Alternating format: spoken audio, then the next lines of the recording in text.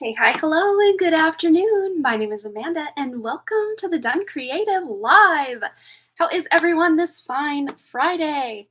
Hope you're all doing well. Let us know that you're here, and I'll give you a shout out. See who all we have. We have Cheyenne so far. We have Amber. Hello, ladies. How are you? Brandy Lynn is here as well. Welcome, welcome. Right. I don't know that I need my email up. I might close it out real quick. It just let me know I was live, so that's good. I'm gonna go ahead and quit email. Okay, there we are. Okay, it tells me there's only one person here. YouTube's a liar. There's at least three people that I can see here, plus myself, but I don't know if I count or not. But I hope you're all having a wonderful day. Any big plans for the weekend? What you got going on? Today, I think we're going to do a collective reading to get us started, and we'll just kind of dive into these energies. We've got some planets later this month, even going direct. So things are starting to slowly move forward for many of us, which feels really good. And on the 17th, which will be Monday, I will be announcing something really big on my other channel and dropping a video. So, oh, you're preparing, waiting for snow and Preptobering. Yeah, I totally wanted to participate in Preptober and everything. I wanted to re-outline book two because book two became book two and three as I was writing it for Nano in 2019. I think, wow, was it? Oh gosh, it was already 2019 that I wrote book part of book two. Ah, but I'm still just kind of trying to finish out the fourth draft of book one and implement all my critique group notes. So I'm kind of behind the game where I wanted to be for Preptober, but I'm kind of like, you know what? It's okay. Not only did I have Patreon just be like, yes, we're going back again. I got this other secret project, and my main channel, I got some stuff changing over there. What else? Oh, I'm on this like health journey as well, which takes a lot of my morning where I would normally just be sitting down to grind and get to work. And now I'm actually being more mindful of, how I'm fueling my body and getting some movement, getting some exercise. So that takes time as well. So I'm giving myself a bit of a pat on the back and a little bit of grace that I don't have to have it all done right now, and that divine timing really truly is at play in everything in life, I feel. And even some of the things, and I'm like, oh man, I just wish this would move forward quickly. I'm looking back, I'm like, okay, I'm glad that didn't happen, because then what if this spiraled out of control, or that happened, or that happened? I'm just like, I can do this. Hello, Jamie Wilson. Hello, Michelle De Leon. Hello. Oh, probably the most gentle out of the three psychics I know. Aw. Oh, I must have missed something. Oh, Amanda, I feel like you're one of those people you can say anything to without judgment. I just said that to Vicky before you went live. Oh, thank you. And then the continuation. Probably the one of the most gentle out of the three psychics I know. Thank you so much. Like, here's the thing with judgment. Yeah, high school, early 20s, I was as judgmental of a bee as just probably anyone else out there. It happens. Um, but as you live, as you learn, as I really tuned in and tapped into, even things that I did in past lives, or things that were done to me in past lives, things that I discovered people did to me in this life in the past that I had blocked out. There's just this element of, I don't know. I mean, at first you are just like so angry that these things can happen and you could be perpetrated against, and all these things can happen. But at the same time, you realize that, there's lessons to be learned from these things, for one. For two, it helps with soul growth. For three, it really does help shape us into who we are. Not to say that we probably want bad things to happen to us, but especially if we feel like we're a bad person, or someone's bad and did something bad to us. There's a fine line between forgiving someone, or not judging someone, and allowing them to completely go over your boundaries. Yeah, it's a very fine line. But yeah, the older I get, the less judgment I have for other people. And when you can just remind yourself on like a daily basis that everybody, even like the most rich, the most popular, the most good looking person. And if you're all three of those things, oh my gosh, lucky you. Has struggles, has difficulties, has lessons, has challenges, obstacles, issues. We all do. So just giving each and every person out there some grace. But of course, if someone is just like a bulldozer, of course, your boundaries need to be very firm. But allowing people to do what they do without hurting themselves, ourselves, and others, I guess is kind of that fine line. Yeah, boundaries is especially like for me in business has been a big thing. Just boundaries in general for me has been like a life theme, a life lesson. But as I get a little more experience under my belt, it's very funny though.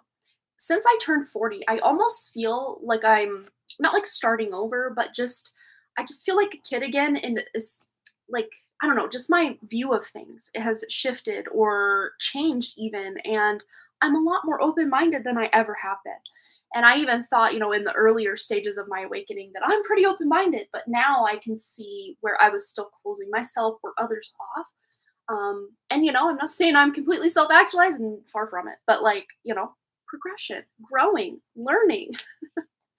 Yeah, understanding is key. Absolutely. And just, empathizing, sympathizing with people that, oh man, I wouldn't have done that. I'd have done X, Y, and Z. But like, we don't know what we would have done if we were walking in their shoes with their knowledge, with their past experience. We may have made the exact same choice someone else did. So, yeah, judgment really is something that is, best, I guess, left aside.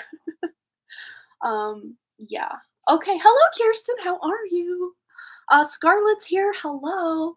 All right. So I think what we're going to do is start with our collective reading. And my phone over here, it's in my pocket on my hoodie here. Just so it's out of the way. We have a one card donation already in from Cheyenne. And so far, that's the only donation we have. Hello, Bobby Richardson. It has been a very long time. I hope you're well as well. Thank you so much. Yeah, we do judge subconsciously. And, there are certain judgments we make that I think probably keep us safe or keep us from, a bad road to go down, if that makes sense. So, all judgment isn't bad, but yeah, it's again, there's a fine line. There's a nuance to it. It's very interesting. Oh, you're feeling very strong connection. Oh, well, we will maybe get into that, Stardust. We're first going to get into the collective reading. Maybe this will apply to your question, your situation there. And we have one donation so far. And also, I will be doing at least one free question mosh pit. So depending how many other donations we get, it might just be the one question and the one free question mosh pit, or multiples. We're kind of at a lull in my my live stream as far as just comparing it to years past. I'm taking off my sweatshirt for anyone wondering. There would be days that I'd get my live stream set up, and within an hour of setting it up, I'd have already 8 donations come in. So sometimes I will set up my live stream and just hope people show up. It's very interesting. But really, I'm just being reminded through these times that it's not just that I'm showing up, to have money to give to my mom. It's about being of service. It's about, just showing up to help people. If no one needs help that day, that's cool too. Like, I'm just trying to find that fine line for myself as well. You're outside driving. Well, Amber, that's all right. We will have basically the Patreon live stream. I have a poll up for that as far as what day it is. It seemed like most people were just like, yeah, whenever. We'll just do it whenever. Sounds good. We'll be there. So that's awesome. We're going to be doing that sometime this month, either a Tuesday or a Thursday. I'm not sure yet. And Get to Lekka, good morning. How are you doing? Just made a donation. Awesome. All right. So Get to Lekka is second on our list. And I'm doing very well. Get to Lekka, thank you so much. I hope you're doing well as well.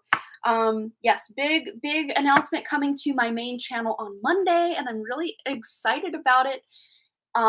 This has been a while coming, even about 2 months ago, maybe even a month ago. I was very, very frustrated and sad, and was literally just ready to close the channel and just be done. Just saying, well, the algorithm or the shadow banning or whatever it is that's going on that channel, maybe it's just not meant to be. So I was just going to close the channel. I'm going to leave everything up that's over there, but a new inspiration has sparked. So you guys will find out on Monday what's going on. Um, well, all that being said, oh, we have a donation coming in, one card from Kirsten as well. But to those of you that are here for the collective are like, just get on with the collective. Not currently, Stardust. I have to maybe set up another payment option. The super chat option over on my other channel, it takes so much of the money. I don't even know that it's worth doing any super chat, so that's why it's not enabled on here. They take 33 to 34% somewhere in there, which to me is like, whoa, that's a lot. That's a lot. I mean, especially comparing to a medium or an app like PayPal, they don't take that much. Oh, Venmo. That might be, yeah, that's the one that I was mostly thinking of. Cash App seems a little sketch. I don't know. I haven't looked into it much, but vibrationally speaking, I don't get a great vibe from Cash App. I don't know why. I've never heard anything bad about it. No, that's okay, Jamie. I totally get it. And the thing is, you've been a very long time, viewer and customer and all of that. So that's why I do that for you. Let's see. International payments being a big issue. Tried lots of other. Oh, through PayPal, still unsuccessful. Yeah. I will search some international options. Yeah, because I would definitely like to do that. And another thing I'm thinking of doing here, let me know, you guys that are here, if you would like to experience this or have at it. I would enable Super Chat on Sundays to do $5 rapid fire readings. I don't know if you guys like that or not, like that idea or not. Let me know.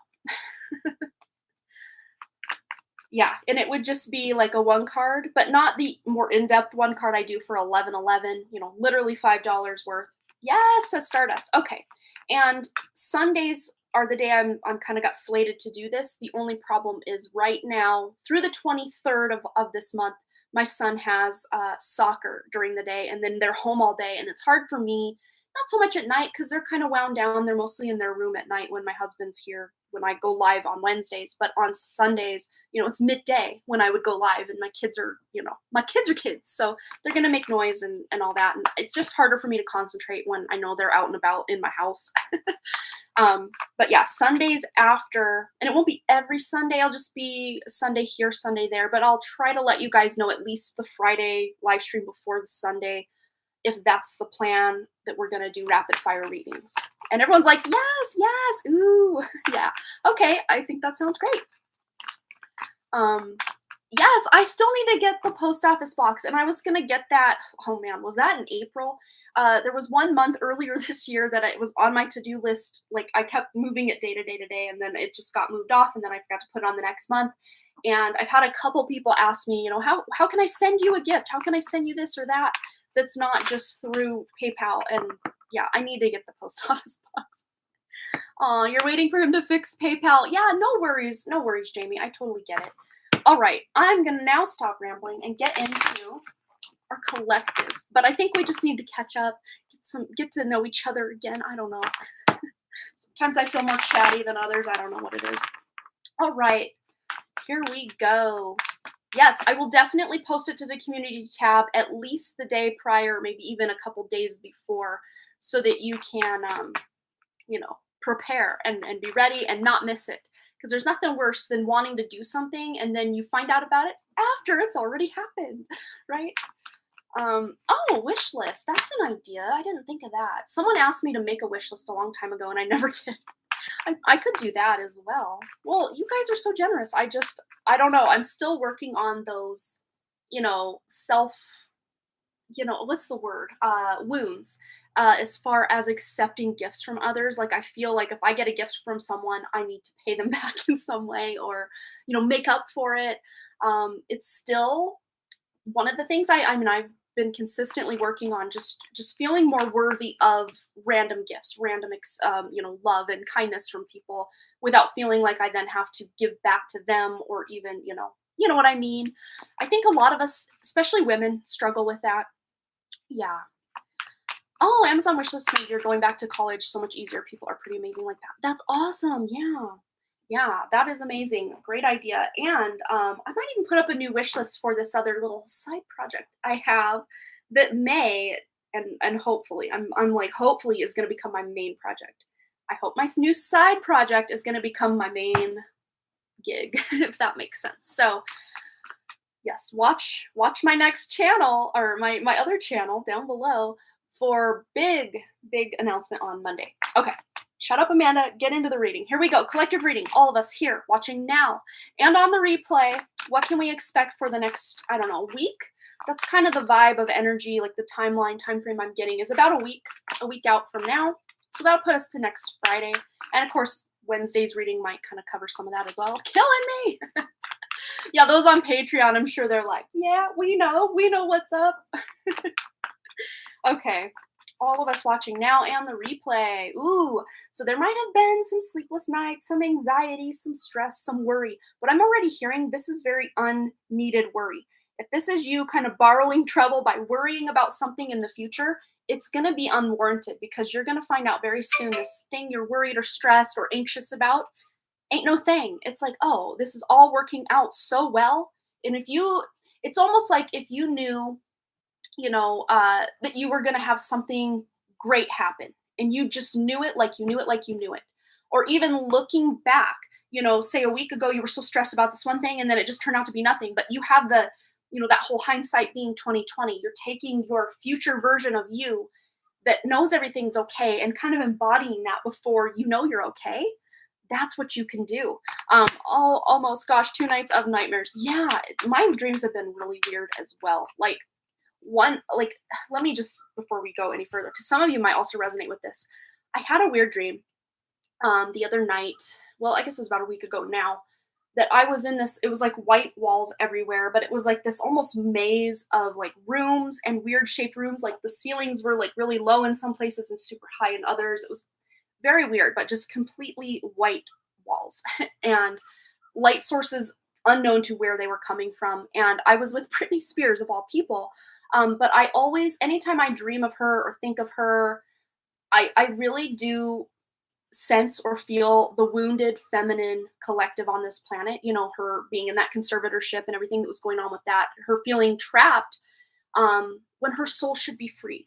And I'm like trying to help her out of this maze. Like me and Brandy, Brittany are running through this maze. I'm like in the lead, like, okay, no, hold back, hold back. Okay, let's go.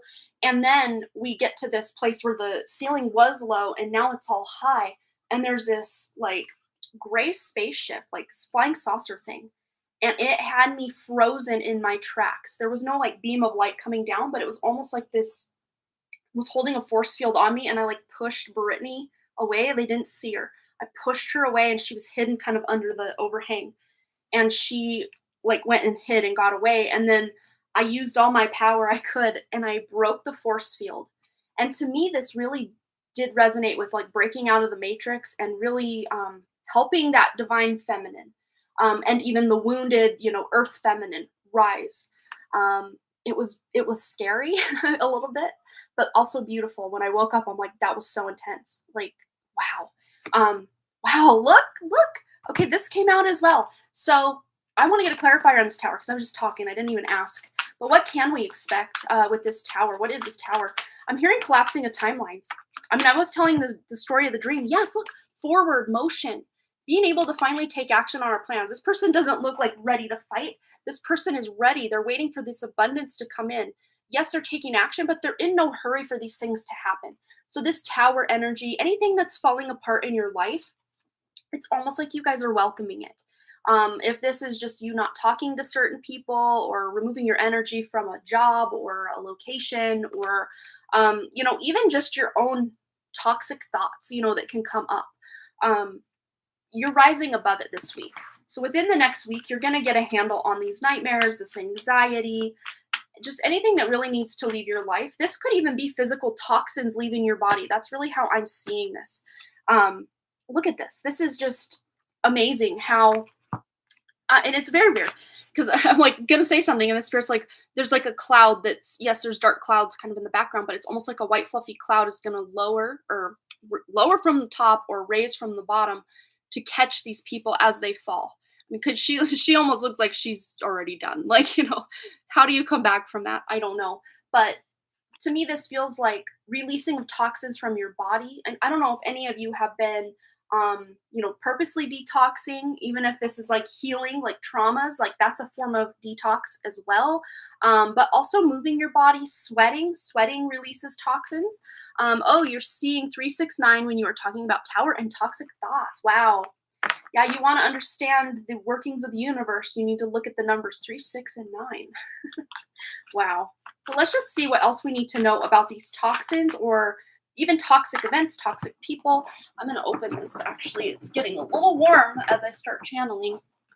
Wow. Look. Look. Wow. As we release this toxicity, look what happens. That cloud, those white fluffy clouds I was seeing in this card that were not there, it's like they're catching us. I mean, these people are like rising up from their graves, from the dead. Maybe there is hope for her as well. She's raising from the dead. Very interesting what we have here, but this feels like a whole new karmic cycle coming in. And this karma is like good karma. We're reaping good karma from the past in this life or a past life, or quite possibly multiple past lives, to help raise us up to where we should have been. Because a lot of, the grid, this 3D matrix grid, is meant to keep us dumbed down and tired, lethargic, slow, basically to keep us content enough to just kind of get through the day rather than try to make things happen and invent things and be creative. And it's not to say people can't break through this, they do every single day.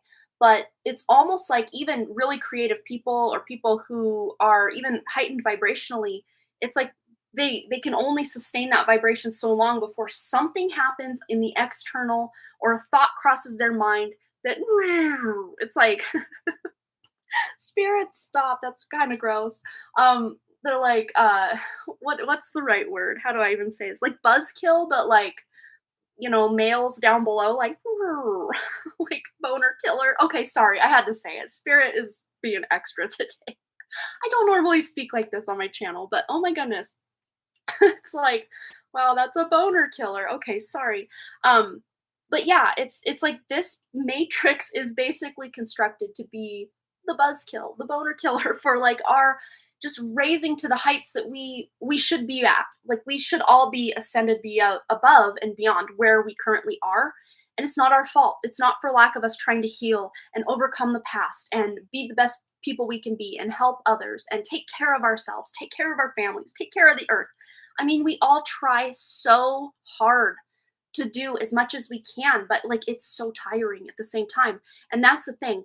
This energy, this high vibe of helping ourselves, helping others, feeling in the creative flow, this should not exhaust us the way it does. But it's because we're basically one foot on the gas, one foot on the brake, with these two matrices basically existing at the same time.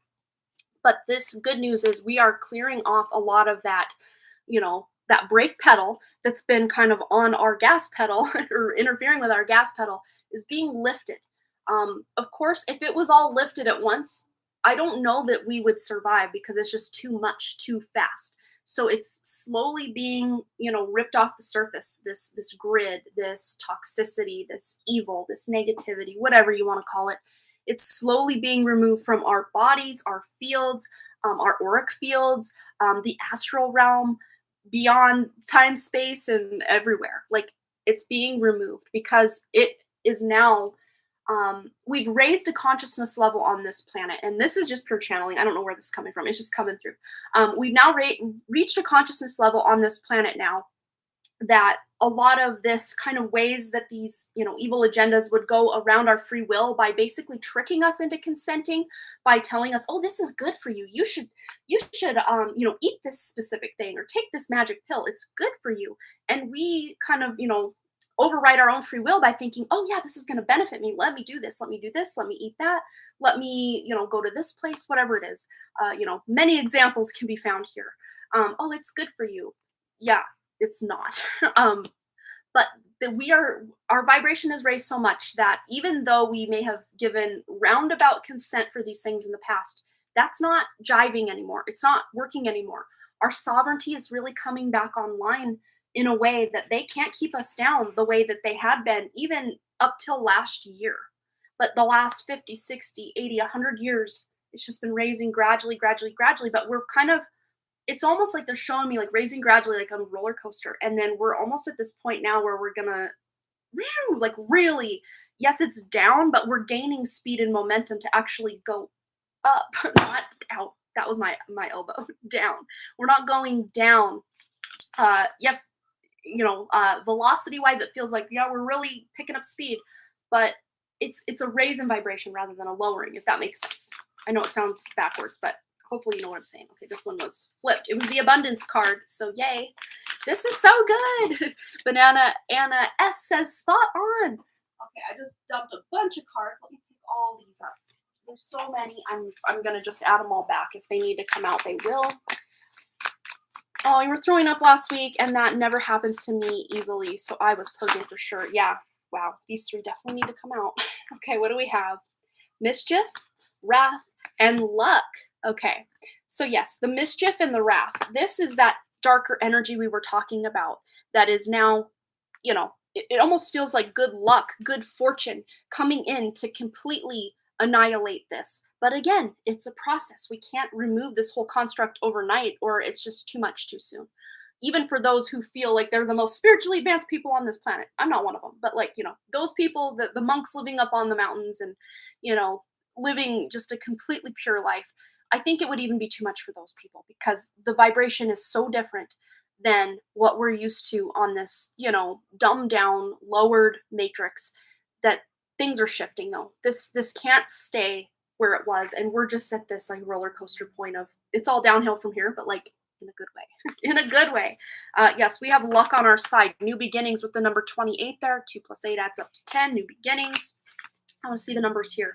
We also have 31, which adds up to 4. So that grid, that foundation of mischief, of basically overriding our own free will or our consent for certain things is being taken care of. It's being annihilated. And then the wrath that has been, going on this planet, it's at an end. We've got a 54, which adds up to 9, which is closing out that old cycle to have a luckier, better cycle. I mean, his food is literally just falling from the sky. He feels so blessed and good about what's going on here. All right, let's get ourselves a word of advice. I didn't realize the energies were going to really be picking up this much. Hello, Brianna. I have felt I have lived without luck for a long time. Luck coming back is something I've been wanting and asking for. Yes, good. Yes, and here's the thing. A lot of times when things don't go our way or we try something and it doesn't work, we shame ourselves or we feel really bad. Like, what more could I have done to make this thing succeed? Prime example, my YouTube channel. Yes, on the surface, it looks, wow, you have 22,500 subscribers. But really, I have less views now than I had when I had 300 subscribers. Wrap your head around that. But, for months and months and months, at least a year, I have just been not like purposely beating myself up, but like, what can I do? Should I upload more? Is my content not good? Should I, adjust the quality? I will do everything in my power to make this the best I can. And it was like the harder I tried to make it better, the lower the views got. And I just came to this realization that I need to just, I need to let it go. I need to stop what I'm trying to do here and just start over. Yeah. Yeah, you not passing your test made you feel shameful because you were so close, but you will succeed. And like I had said in that earlier little comment to you, Cheyenne, is you feeling, wow, I was so close. That actually helps build your confidence. Yes, it's kind of like, oh, shoot, I was almost there. But at the same time, it's like, I was almost there. I was almost there. Yes. Okay, so we're rejecting shame, or actually, remember the words that start with re. We don't want to re-inject shame into our lives. So we're going to let go or transmute or alchemize or not release. See, these old habits die hard. Finding a better word for reject, release, because this basically, when we re something, it means we're going to do it again. And when we lease something, we're signing a contract. Well, we don't want to sign a contract to do this again. We want to be done with it. So really the word release, I'm nixing it from my vocabulary from now on. And even the word reject, It doesn't vibe with me. Words are spells, and I'm not gonna spell myself into, agreeing to do things that I'm actually trying to do the opposite of. And there again goes back into tricking us into giving away or surpassing our free will. I'm done. I'm done doing it. And any conscious way that comes to me that I can help myself in that regard, I'm going to take it. But let's see. We're rejecting, well, let's put a better word here. We're releasing, no, no, no, none of those. X those. We are letting go of shame. Okay. Today, I will learn to reject, release, let's put a better word, shame. So, gosh, it's so hard. It's so hard not to say that word, isn't it? Yes, absolutely, Kirsten. As long as you left your question in your, or just post it here. Oh, you have it. There you go. We're good. Um, okay, so learn to alchemize shame. There's a good word. Alchemize, transmute. Shame is an overwhelming sense that who I am isn't good enough. I realize that I am good enough and that my imperfections are part of being human. I let go of shame. Yeah, see, there's all they needed to say. I let go of shame. That's let go. Let go. Because when you let go of something, you open your hands to get something different, get something better. When we have a death grip on something, we're holding on to something. Once we release it, our hands are now open for the abundance that's wanting to come in. Yeah, dissolve is another great word. But maybe not. I don't know. We'd have to look at the etymology of dis, because dis, yeah, I don't know. I don't know all my Latin and Greek and whatever root words, but yeah, we need to really look at our vocabularies and see, like the words good morning. I don't say that anymore either, because to me, mourning is something you do when someone dies, right? Mourning, Mourning. I say grand rising. And I think that's so much extra, like it's just extra and fun, more fun to say than good morning. Yeah. There's nothing good about mourning. So why are we saying this the second we greet the day? I don't get it. I mean, I understand why. It's because it's purposely done. We're letting that go. I think the movie Frozen had it pegged. Let it go. All right, now we're finally getting in. I think we just needed a little extra time with our collective today, because there's some big supportive good energies coming in to help us actually achieve the goals that we have set out to do and maybe have failed time after time. But guess what? We don't have to keep failing. We can find ways around the system in place that is very quickly seemingly crumbling, which is good, because these systems in place are not for our highest good. They're crumbling. I'm surprised they haven't messed with my feed, because usually when I go left like this, they are on it and they will either make things frozen or they will stop my feed altogether. It's happened a couple times. Yeah, I guess we're lucky. We're lucky today. All right. So Cheyenne says, I'm definitely finished work in 2 weeks with nothing lined up. I'm trying, but I'm worried as I'm helping my dad and a lot, and Christmas is coming soon. Can I ask how long it will take me to get a new job? Okay. Oh, I've been freezing on Scarlett's End, so I guess they are out to play today. Whatever, people. Okay, so for Cheyenne, let's just see. And of course, remember, timelines are a weird, funny thing. So let's get into Cheyenne's question. And then up next, we have Get to Lekka. So we have one card from Cheyenne, Get to Lekka's full reading, and then one card from Kirsten, who had to go. She has left her question up here, which I'm going to copy before I forget. But your first card, ooh, Wheel of Fortune! Cheyenne! Wheel of Fortune was peeking out after I had asked your question. Okay, I can tag her with her question. Okay. I think she means timestamp. I'm not sure, but I'm going to leave that there in my chat box. Okay. So Wheel of Fortune. So your luck is turning. The tides are turning. Fortune will be on your side. So I would say don't just look for any job. Look for jobs that you actually will thoroughly enjoy or you think are worth your while, because the right job will come along. And as far as you being able to pay for things, just know, kind of going back to what we said at the beginning of the collective, if you knew, that if you could tap into that future version of yourself that knows everything is going to be okay, that has secured this new job, that has money coming in, if you can embody that version of yourself now, or at least say, hey, throw me a bone, just let me know everything's going to be okay, let me feel confident, you can really help yourself out just by tuning into that energy. Yeah, jobs with kids. Yeah, that's awesome. Let's just see timeline.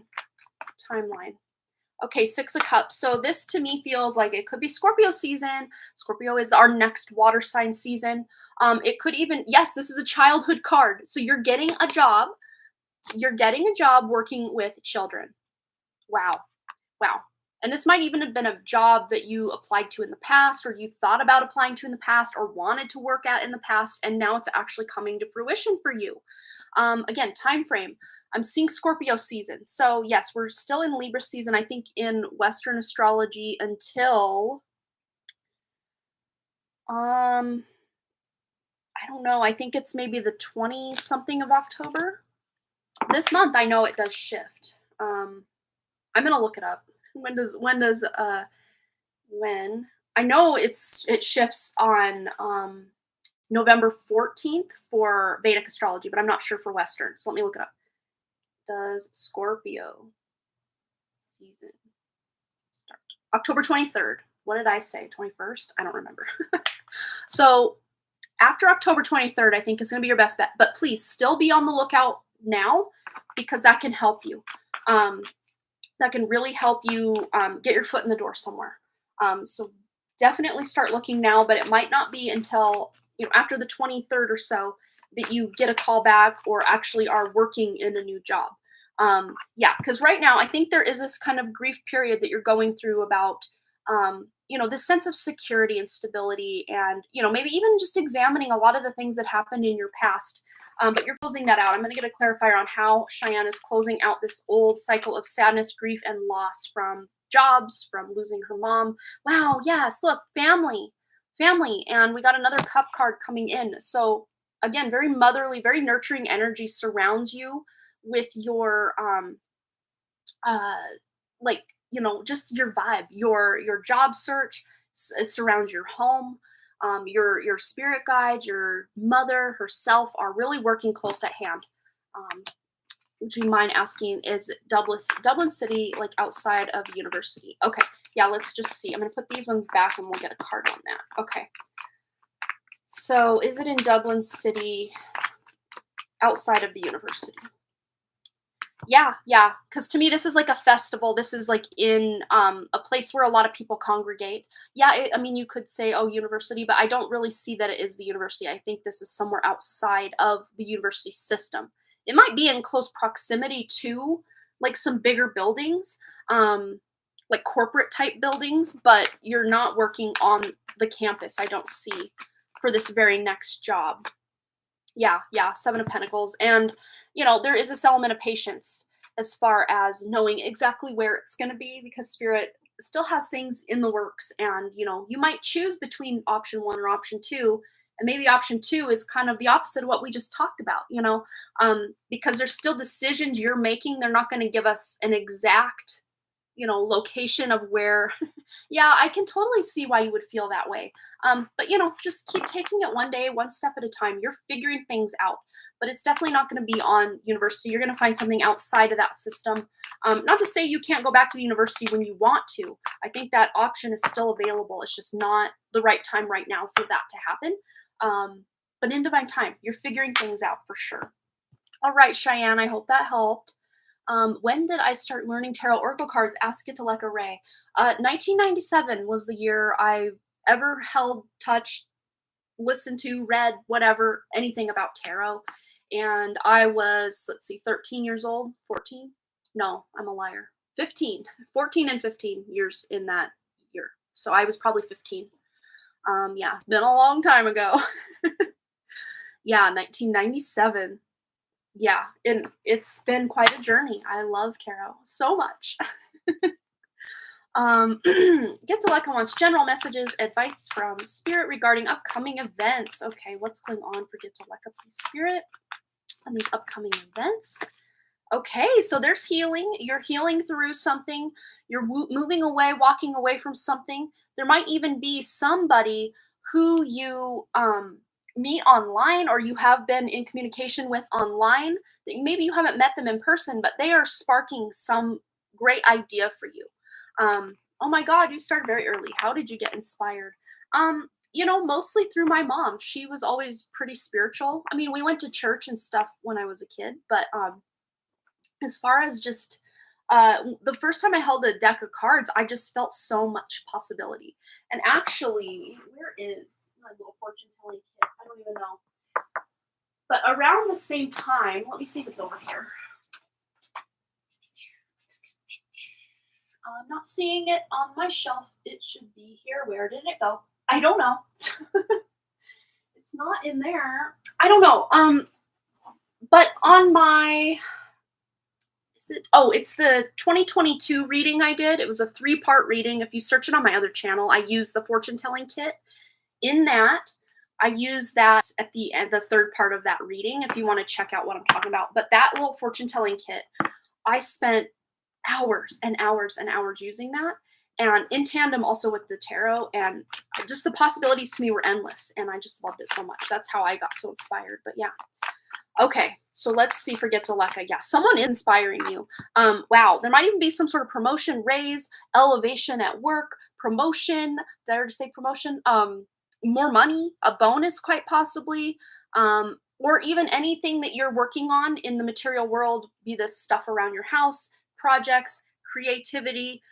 You really do have this really creative touch to anything that you've got going on during these next upcoming events. You're inspiring so many people. That's very interesting. That's come out in two cards now, that you're just feeling not you feeling inspired so much maybe, but other people are inspired by you. And the Fool, yes, new beginning. This is so maybe you are also in turn feeling very inspired.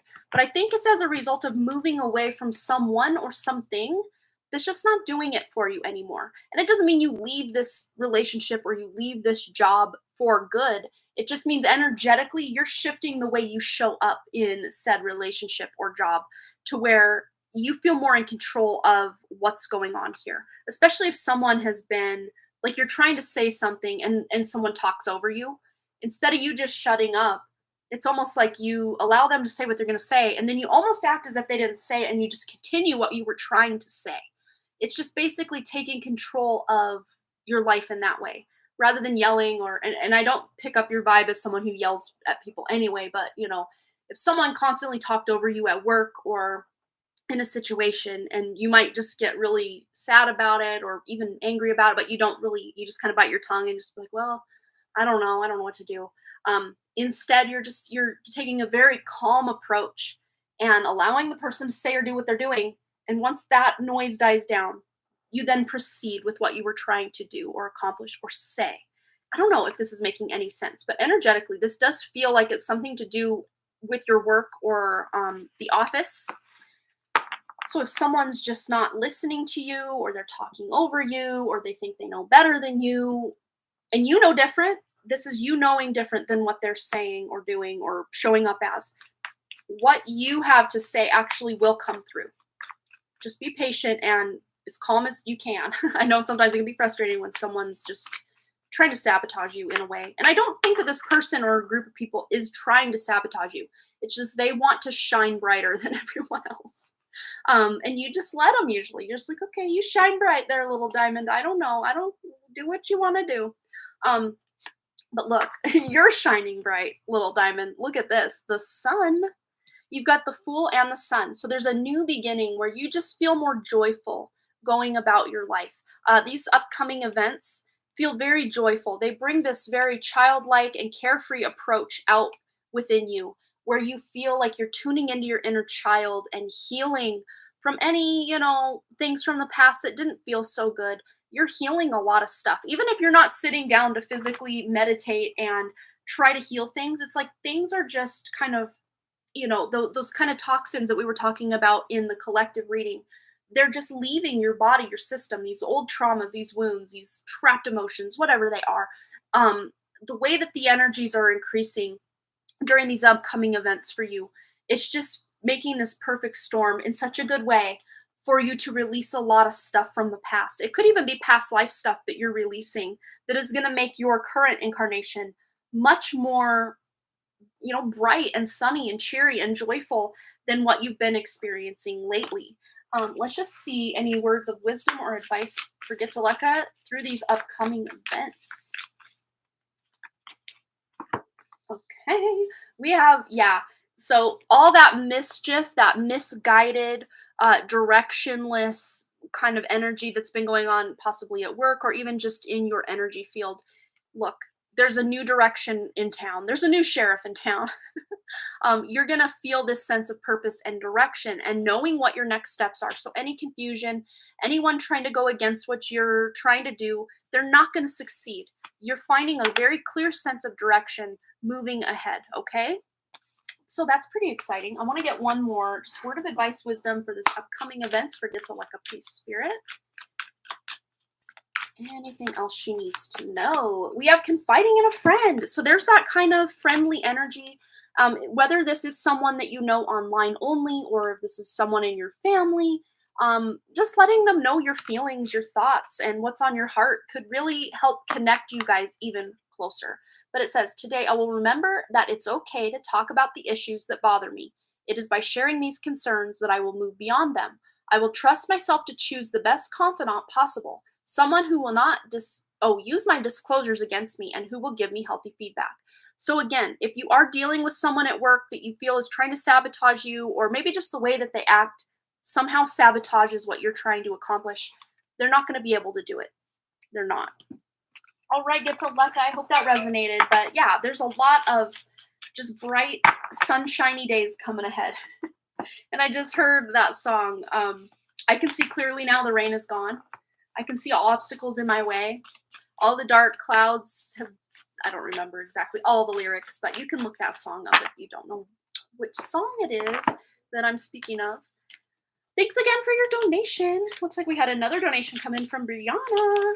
But I'm going to get into real quick. We have a one card read for Kirsten now, and her question is, what can I do to meet my soulmate? So, Kirsten, your turn. I'm going to just tag her because I don't know if she meant tag her like in the comments or like timestamp it. Your turn. But in that case, I should timestamp just in case. Okay. Get one of these. Okay. Kirsten. 4720. For Kirsten. Okay. So what can she do to meet her soulmate? Let's find out. Kirsten. What can Kirsten do to meet her soulmate? Well, these two definitely want to come out. Wow. Well, there's definitely a soulmate out there for you that feels much more complementary to your energy and your mission on this earth than where you've been and the people that you have in your past, your ex-husband and these other people. Wow. So there definitely is new love coming in, but there's also recognition. So you guys might be some sort of power couple, but your question is, what was it exactly? How you will meet them? Let's see. Oh, what can you do to meet them? That's right. And that's what I asked to get this. But first and foremost, the Ace of Cups is a card of self-love. And I think that theme has been coming out in your readings a lot, specifically as you went through your divorce and have just, picked up the pieces and found this new footing as a single lady. Self-love and treating yourself to things. This could be trips, vacations, purses. I don't know what you're into. Treating yourself, whatever that looks like to you, whether that's a spa retreat, a new purse, new shoes, treating yourself by meditating every day, whatever that looks like. This is you filling your own cup up, dating yourself. Basically, this is you dating and treating yourself with the utmost care and love, unconditional care, and showering yourself with gifts, of course, budget allowing. We're not looking to go broke or anything, but budgeting.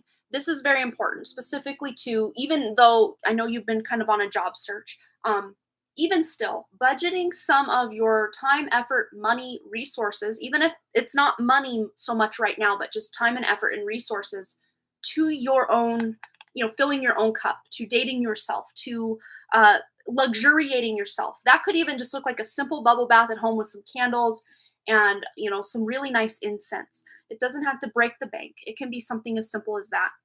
But just finding ways to budget in you treating yourself is going to be key. I want to get one more to help Kirsten know what she can do to meet this soulmate. Yeah, literally starting afresh, starting over. This is such transformational energy of just taking this approach of very childlike sense of wonder. Also, with all this self love and care, you're also healing your inner child. Healing those more naive parts of yourselves, and also allowing your inner child to come out and play even more. So, this could even, I just see you like going to the movie by yourself, to a movie that, most people be like, why is an adult going to that child's movie or something? I don't know specifically what movie that might be, but or maybe you're even just watching it at home, like a cartoon Disney movie, maybe even a movie or cartoon or something you watched as a child is igniting this spark of life within you.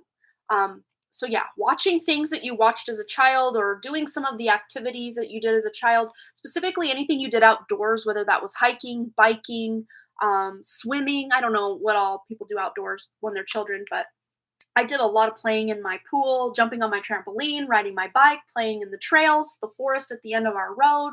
I mean, I was an out and about kid in my neighborhood, just always wanting to be outside playing. I would make stew with our garden goodies in the wagon, and we added salt, and there was a lot of rust in that wagon, so I'm surprised I don't have like typhoid or something. I don't think typhoid comes from rust, but you know what I'm saying.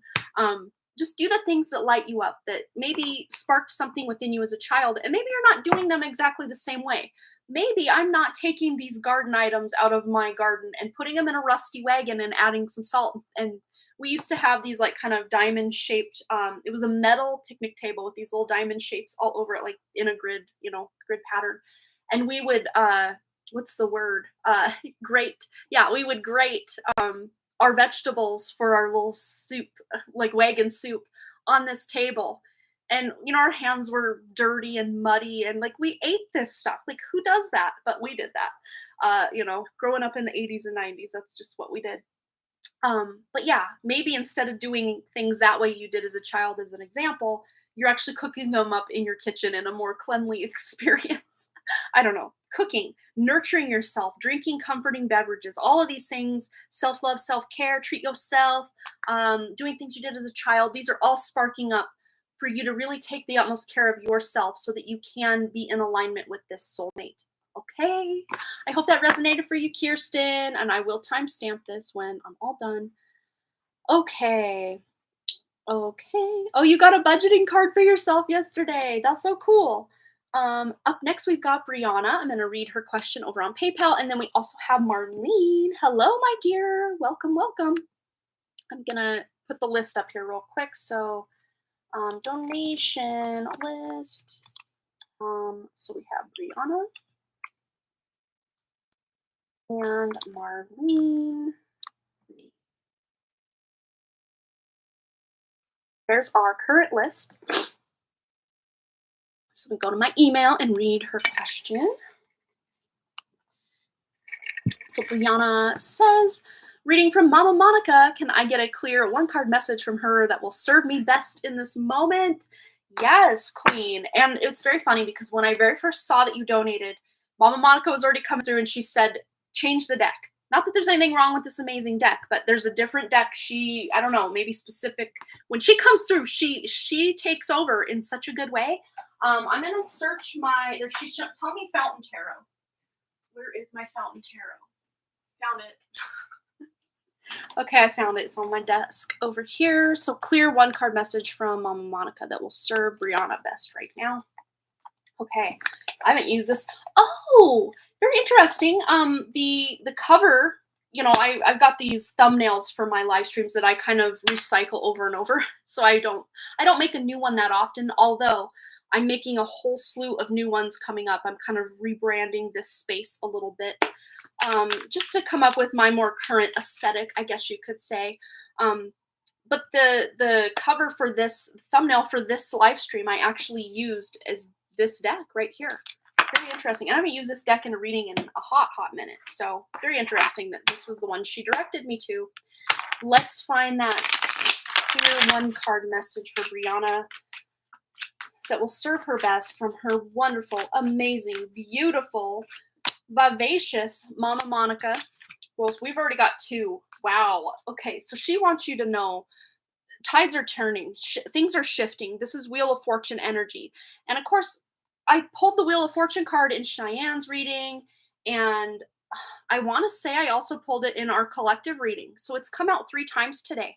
But in none of those 3 times did I ever think of the actual show Wheel of Fortune, but I'm thinking of it right now. So I don't know if that show had some significance to Mama Monica, or she wants you to pick a vowel or win a trip to somewhere. I don't know, but it's like game show vibes, like Wheel of Fortune. Like that's what I just heard. So very interesting that that message is coming out loud and clear for you, and it did not for anyone else today.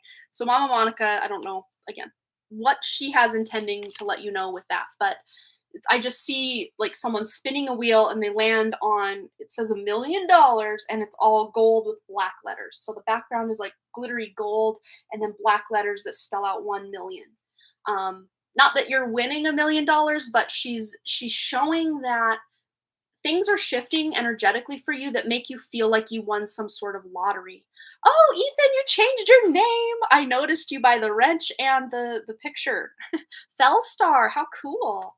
Ethan's rebranding. I was just talking about rebranding this a little bit, and Ethan's over here rebranding. He's beating me to the punch. Look at him go. Yes, queen. Yes, king. But look, Brianna, we also have here the Seven of Cups. So there might have been a lot of confusion specifically surrounding your finances, your abundance, your, I don't know, to me, it feels like just not really knowing where to put your focus. But Mama Monica is allowing you or letting you know that there's a lot of hope. You know, the underlying energy of the Seven of Cups is this message of hope and inspiration for a better future than where we've been. So the fact that this comes out in combination is any confusion you have surrounding your purpose, your mission, ways of making money, being inspired, just feeling like that queen that you are, Brianna. You're finding ways to make this happen. Where maybe before things felt stuck, stagnant, stale, maybe even like a lot of grief. I'm feeling a lot of heavy grief energy of, things would be better if X, Y, or Z. I wish my mom was here. I wish this other thing didn't happen. Why did this all happen? But your mom doesn't want you to do the whole woulda, shoulda, coulda thing. She wants you to embrace the fact that everything went to ish. Yes, everything did go to ish in a couple of ways for you this year. Specifically this year, she's pointing to this year. Something really bad happened that was very devastating for you, but not that it's gonna happen. It's already happened. This is past energy she's presenting. This is not future. She's showing me a very bright future, if anything. So, whew, big sigh of relief there. So, the first part of this year was going to be the hardest things that you've dealt with in the next at least 5 years. She's showing me like steering clear of a lot of really big transgressional, sad, things that have happened. Let's just see if we can get one more very distinct message. Yeah, look, that confusion, just feeling very confused. Well, that fog has had you, feeling like I can't even see in front of me. That sense of confusion here. But again, the fog is lifting. This is lifting. Let's get a clarifier on that fog just to make sure that this completely is in the past. Yeah, you're finding that strength, and we also have cave sanctuary.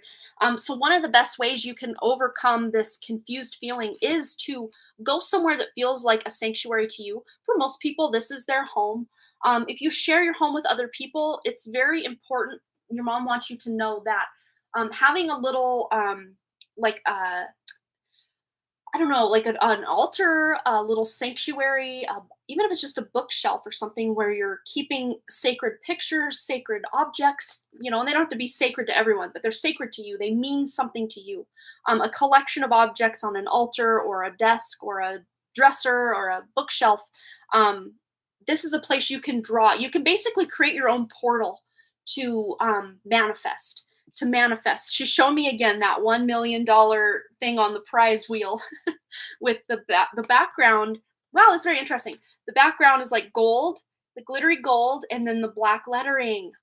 That's what I saw with the Wheel of Fortune thing earlier, and then it comes out on this card after the fact. Yes, that's what she was showing me earlier. You're basically setting up an altar to be able to manifest a different something that you've maybe felt has escaped you, or you've been confused, or feel, but this sense of strength that you have that's taking you into 2023 is huge. Like you have this very strong sense of purpose that maybe you haven't even felt for the past few years. But you are I just now heard Diana Ross. Ain't no mountain high enough. Wasn't that Diana Ross? Now I'm gonna be. I gotta look it up because she's very clearly playing that song for me in my head. Um, ain't ain't no mountain high enough. It might not be her, but I don't know why I said Diana Ross. Maybe that song and Diana Ross are both relevant. I don't know. I don't know why I thought it was. Yeah, it is Diana Ross from the Supremes. So it was when she was in the Supremes, recorded by Marvin Gaye and Tammy Terrell, and became a hit in 1970 when recorded by former Supremes frontwoman Diana Ross. Okay, there we go.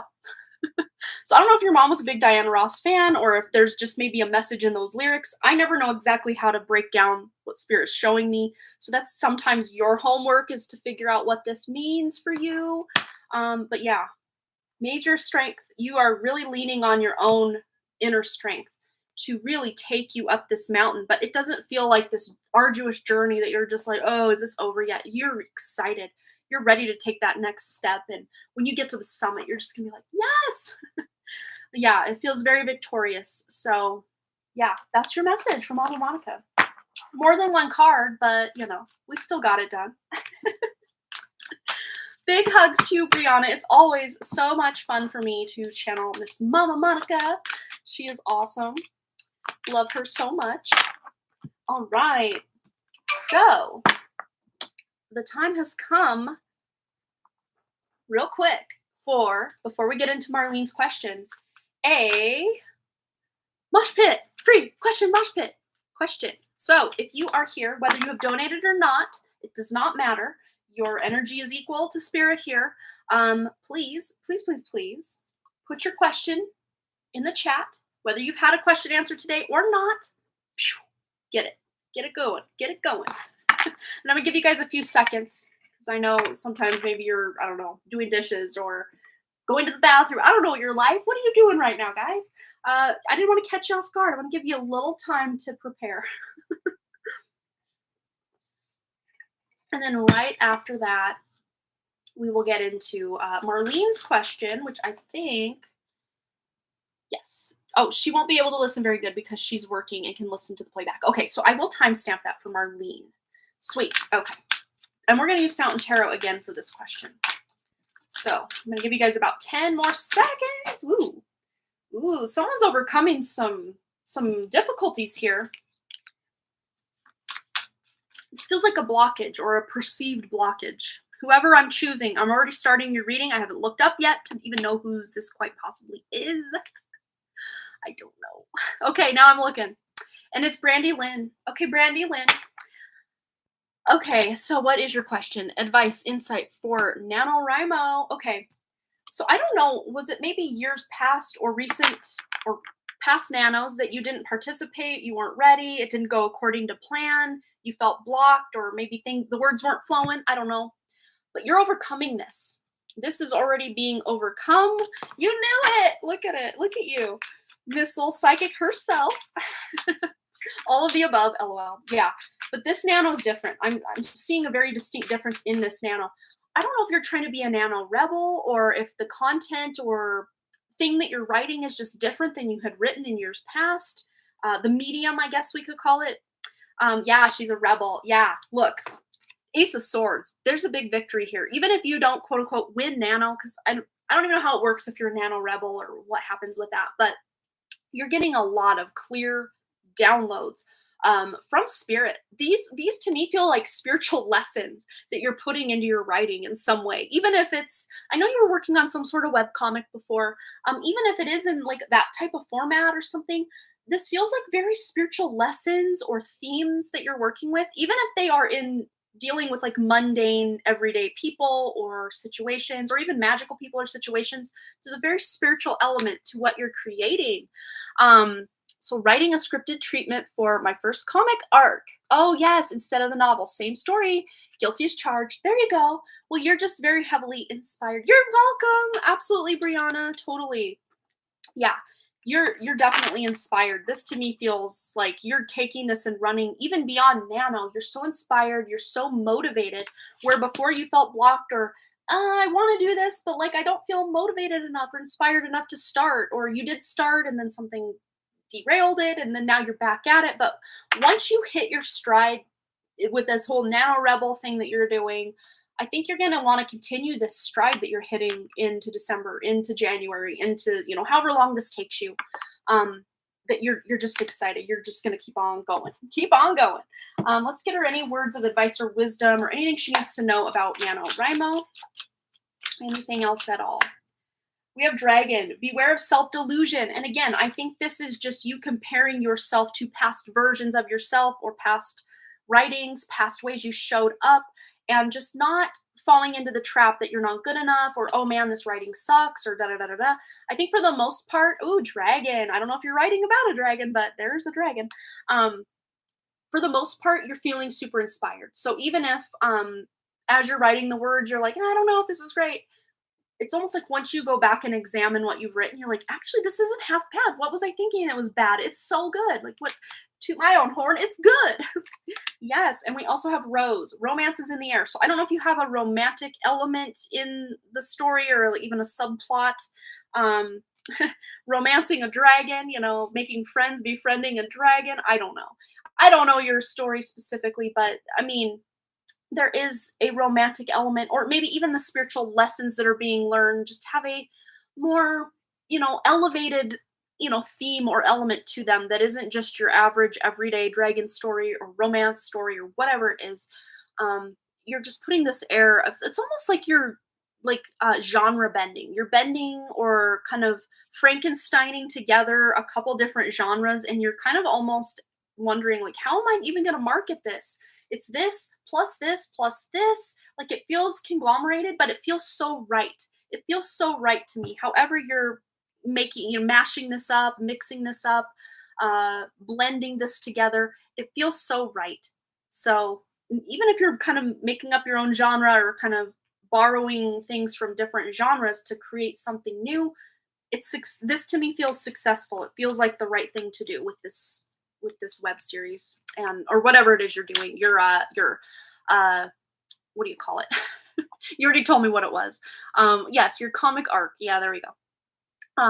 Been 5 years since the last / first time I won Nano, and I'm feeling like this story is finally coming together. Yes, we don't have to worry about shelf space, so to speak. Oh wait, the nice things about comic stuff is there's much more freedom to mix things up. Yeah, and that might just be the mixing and matching that I was picking up with genres, is the fact that, comics, you kind of can have your own rules with that. Compared to, say, a romance novel, you have to have them get together at the end, or it's not a true romance novel, or, specific tropes that people expect to see in certain genres. You can kind of play by your own rules. Yeah. Oh, yes, exactly. All right. I hope that resonated. Just basically telling you to keep the confidence that you have, if you have any. You should, because this is a great idea, and I think you're going to be able to run with it, because there's your great ideas right there. Yes. All right, Marlene. I'm going to timestamp Marlene at a 1:08:02. 1:08:02 for Marlene, and I'm going to go to my email and read her question. Okay, here it is. And this is the last donation I have. So I won't be able to listen very good because I'm working, but can I listen to I can listen to the playback, just general, for the rest of 2022 for Marlene. All right, let's get into this for Marlene. All right, go back to my camera view so we can see what's up. Okay. General for the rest of 2022, tuning into Marlene's energy. What does she need to know? Ooh, money, money, money, money, money. Yes, look at that. Money. I had to finish it. I couldn't just leave it hanging. Yeah, there's definitely something you're building. This could even be investments that are accruing more value, I guess you could call it. Real estate investments, real estate itself. Because the Ten of Pentacles is a legacy card. This is your property, your investments, your retirements, your legacy, promotions, jobs, raises. But these are not just short-term things. These are long-term things. So there's something you're doing the last bit of this year that is setting you a nice, stable, cushy foundation for your future. Long-term. Yeah. Wow. Wow.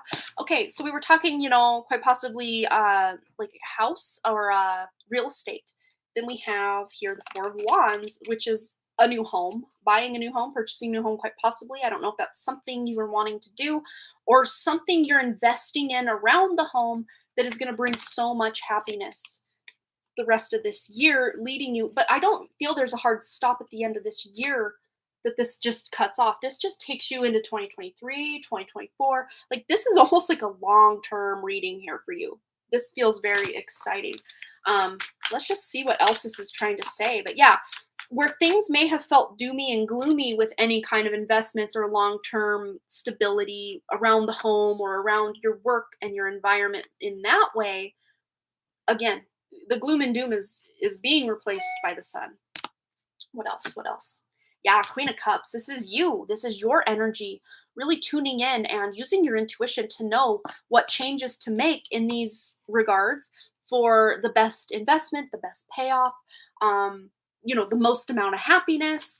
This is you really taking care of yourself too. This is kind of a side message of you just really taking care of yourself, especially if you've been really busy and burned out with something, Marlene. It's really imperative that by between now and the end of the year, you are literally scheduling time into your schedule. If you don't get enough alone time or pampering, self-love, self-care time, literally putting that into your calendar, scheduling that in so that that happens for you, because you need to take really good care of your body, your emotions, just to keep you from burning out. Because I know a lot of times when you get the sun here, the sun comes in hot. It comes in fast and it comes in hot. And a lot of times, depending what comes in with the sun, you could burn it out quick. But I see this as long-term stability, so much so far as you are actually taking care of yourself, resting, rejuvenating your energy between, all that hard work and these new ideas, things you're trying to accomplish, taking care of yourself, taking care of, your family, your children. What else does Marlene need to know between now and the end of the year? Ooh, Four of Cups. Yeah.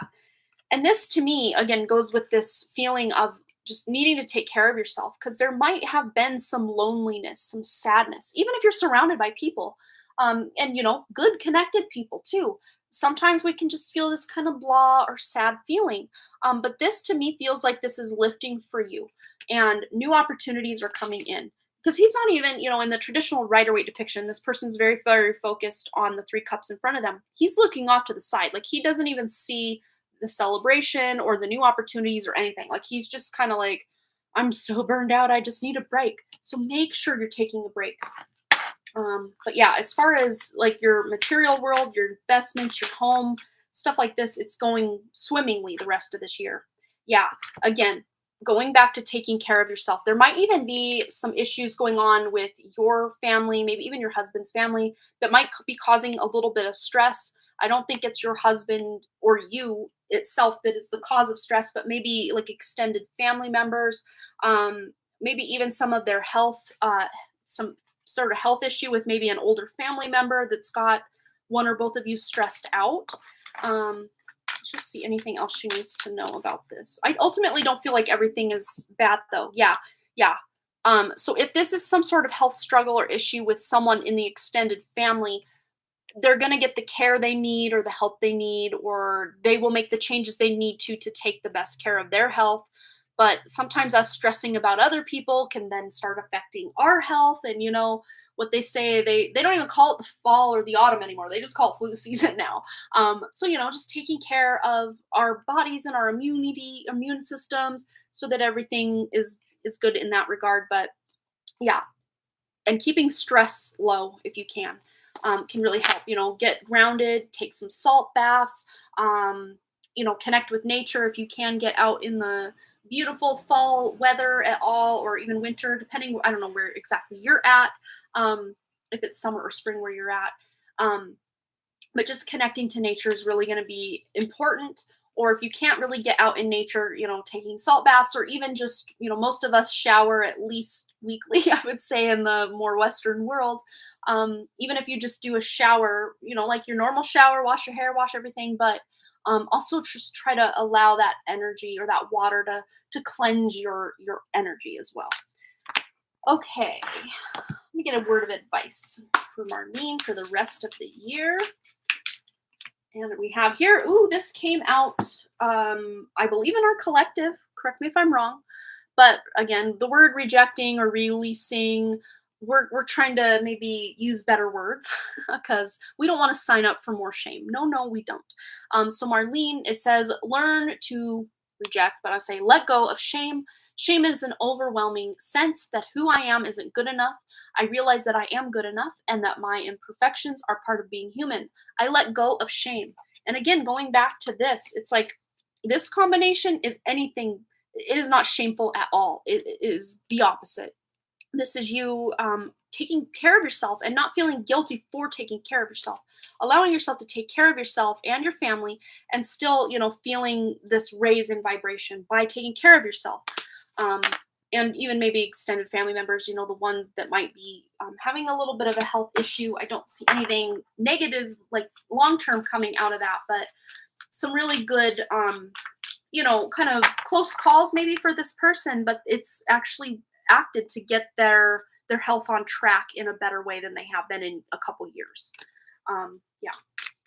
I just heard too diabetes. I don't know if an extended family member has diabetes or someone in the family has diabetes that they struggle to keep that under control.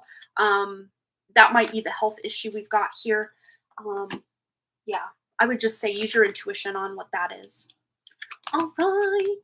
But diabetes is a metabolic, like with your metabolism. So if it's not diabetes, it might be spirits giving me the word diabetes because it's something to do with metabolism, thyroid, one of the systems in the body with this extended family member.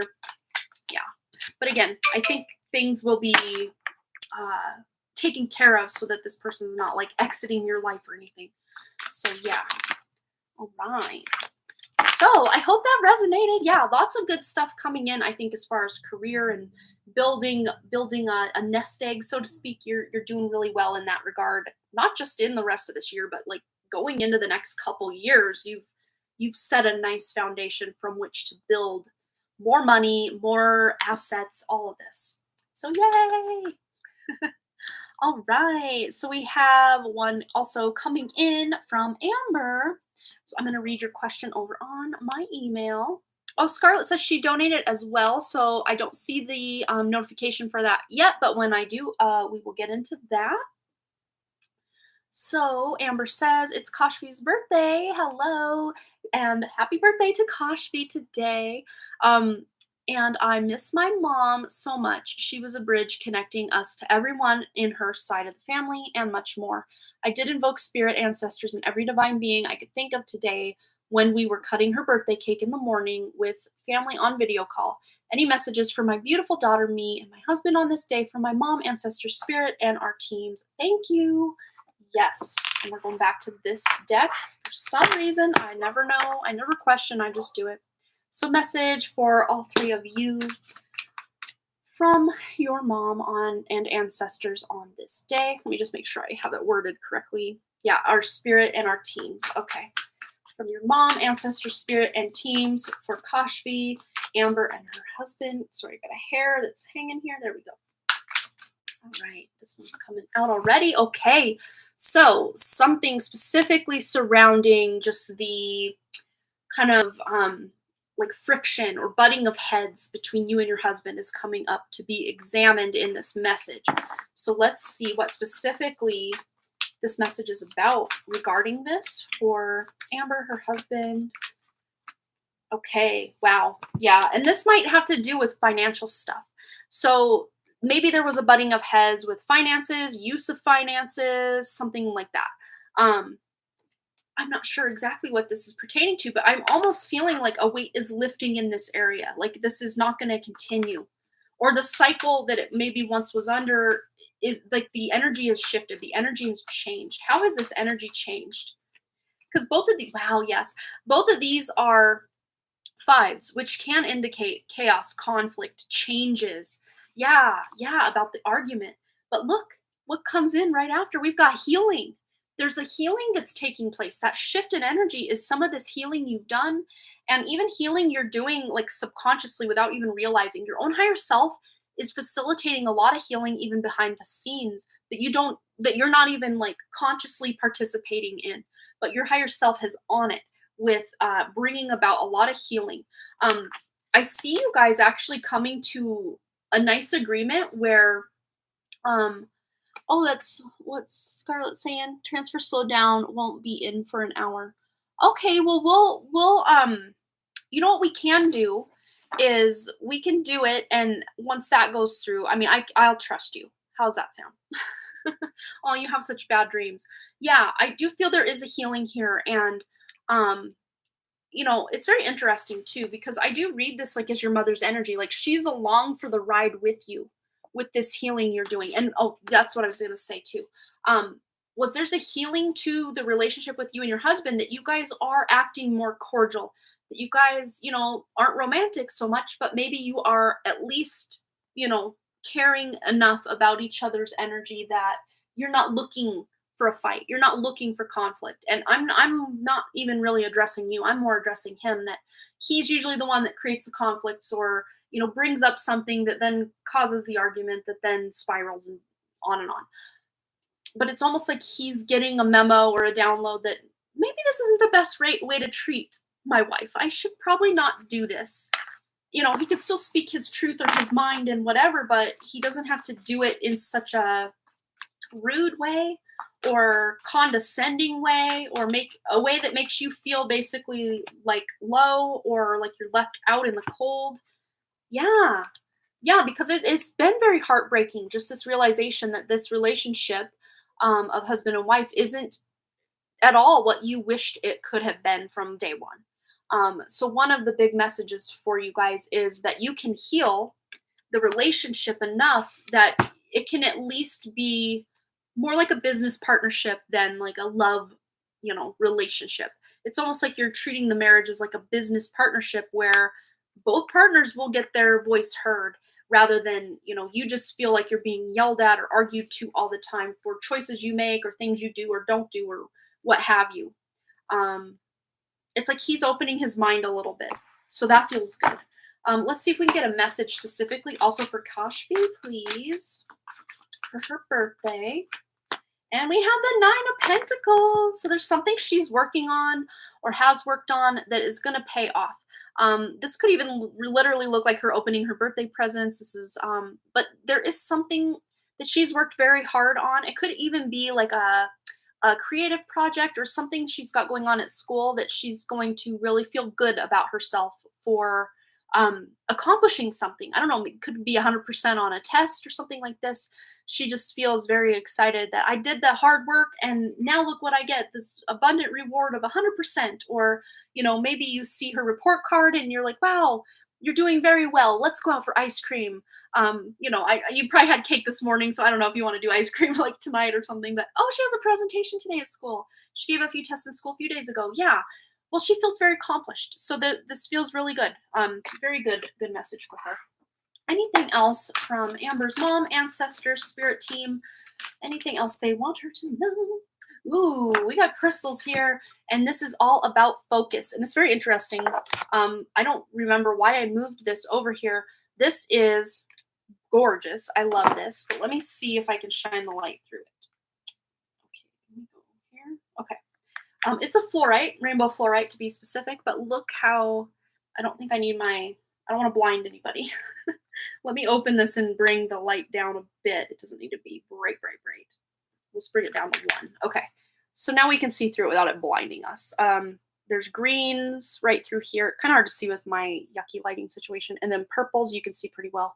But this crystal specifically, rainbow fluorite, helps with focus. And it was a saving grace for me in getting back to writing my book. It was saving grace for me. Not specifically this piece of my fluorite, but I have a big fluorite sphere that's like this big. It's a big old sphere. I think it's in my intuitive tests exercise number 9 or 14. I don't know, one of those numbers. I got all of my little crystal balls lined up, but it's my biggest crystal ball that I have is my rainbow fluorite. And it really helps me focus on what I want to accomplish and what I have going on. Oh, I did get another donation. I don't know if that was Scarlett's or what. No, this is from someone else, Christy. Let us know who you are here in the chat, and we will get your question going right away. But yeah. Oh, you have a rainbow fluorite. Anything for your husband in particular? Let's see. Anything he needs to know or message for him? Ooh, Four of Swords. This to me feels very stressful energy. He needs a breast, Freudian slip. He needs a rest, a break. Um, yeah, just he's very stressed. His mind is very go go go go go go go. Okay. Oh, that's you. So your payment came through. So yeah, you're no worries on that. Yeah, so you are he needs a little rest. He needs a break. He needs I don't know. To me this feels like he might have some sort of cough or cold or illness, or is he still getting over some sort of cough or cold or illness and he's still kind of affected by it? Um but yeah, just rest, recuperation, just some time spent, downtime, days off. He desperately needs something like this to feel better.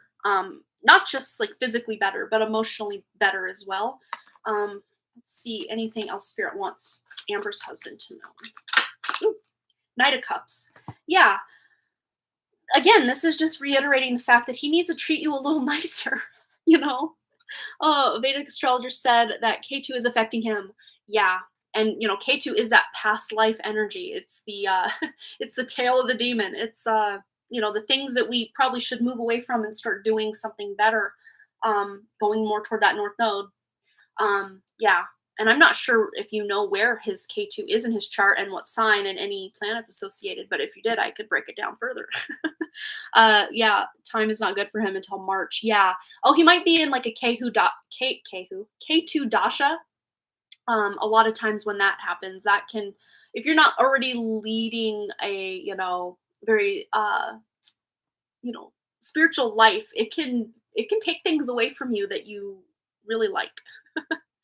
Yeah, no, you can do that, Jamie. Yeah, totally. Um, yeah, you're planning to take a reading from me. Cool. Yeah, well, I'm here. Same email. That's how you get a hold of me for that. Anytime you're wanting. At least right now, my schedule is wide open. I haven't had a reading in a while. So yeah.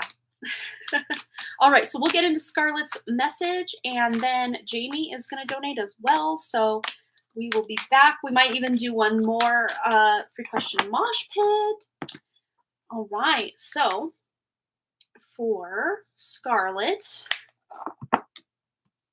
go here. Okay, so Scarlett, did you have your question ready, or did you know what you were gonna ask?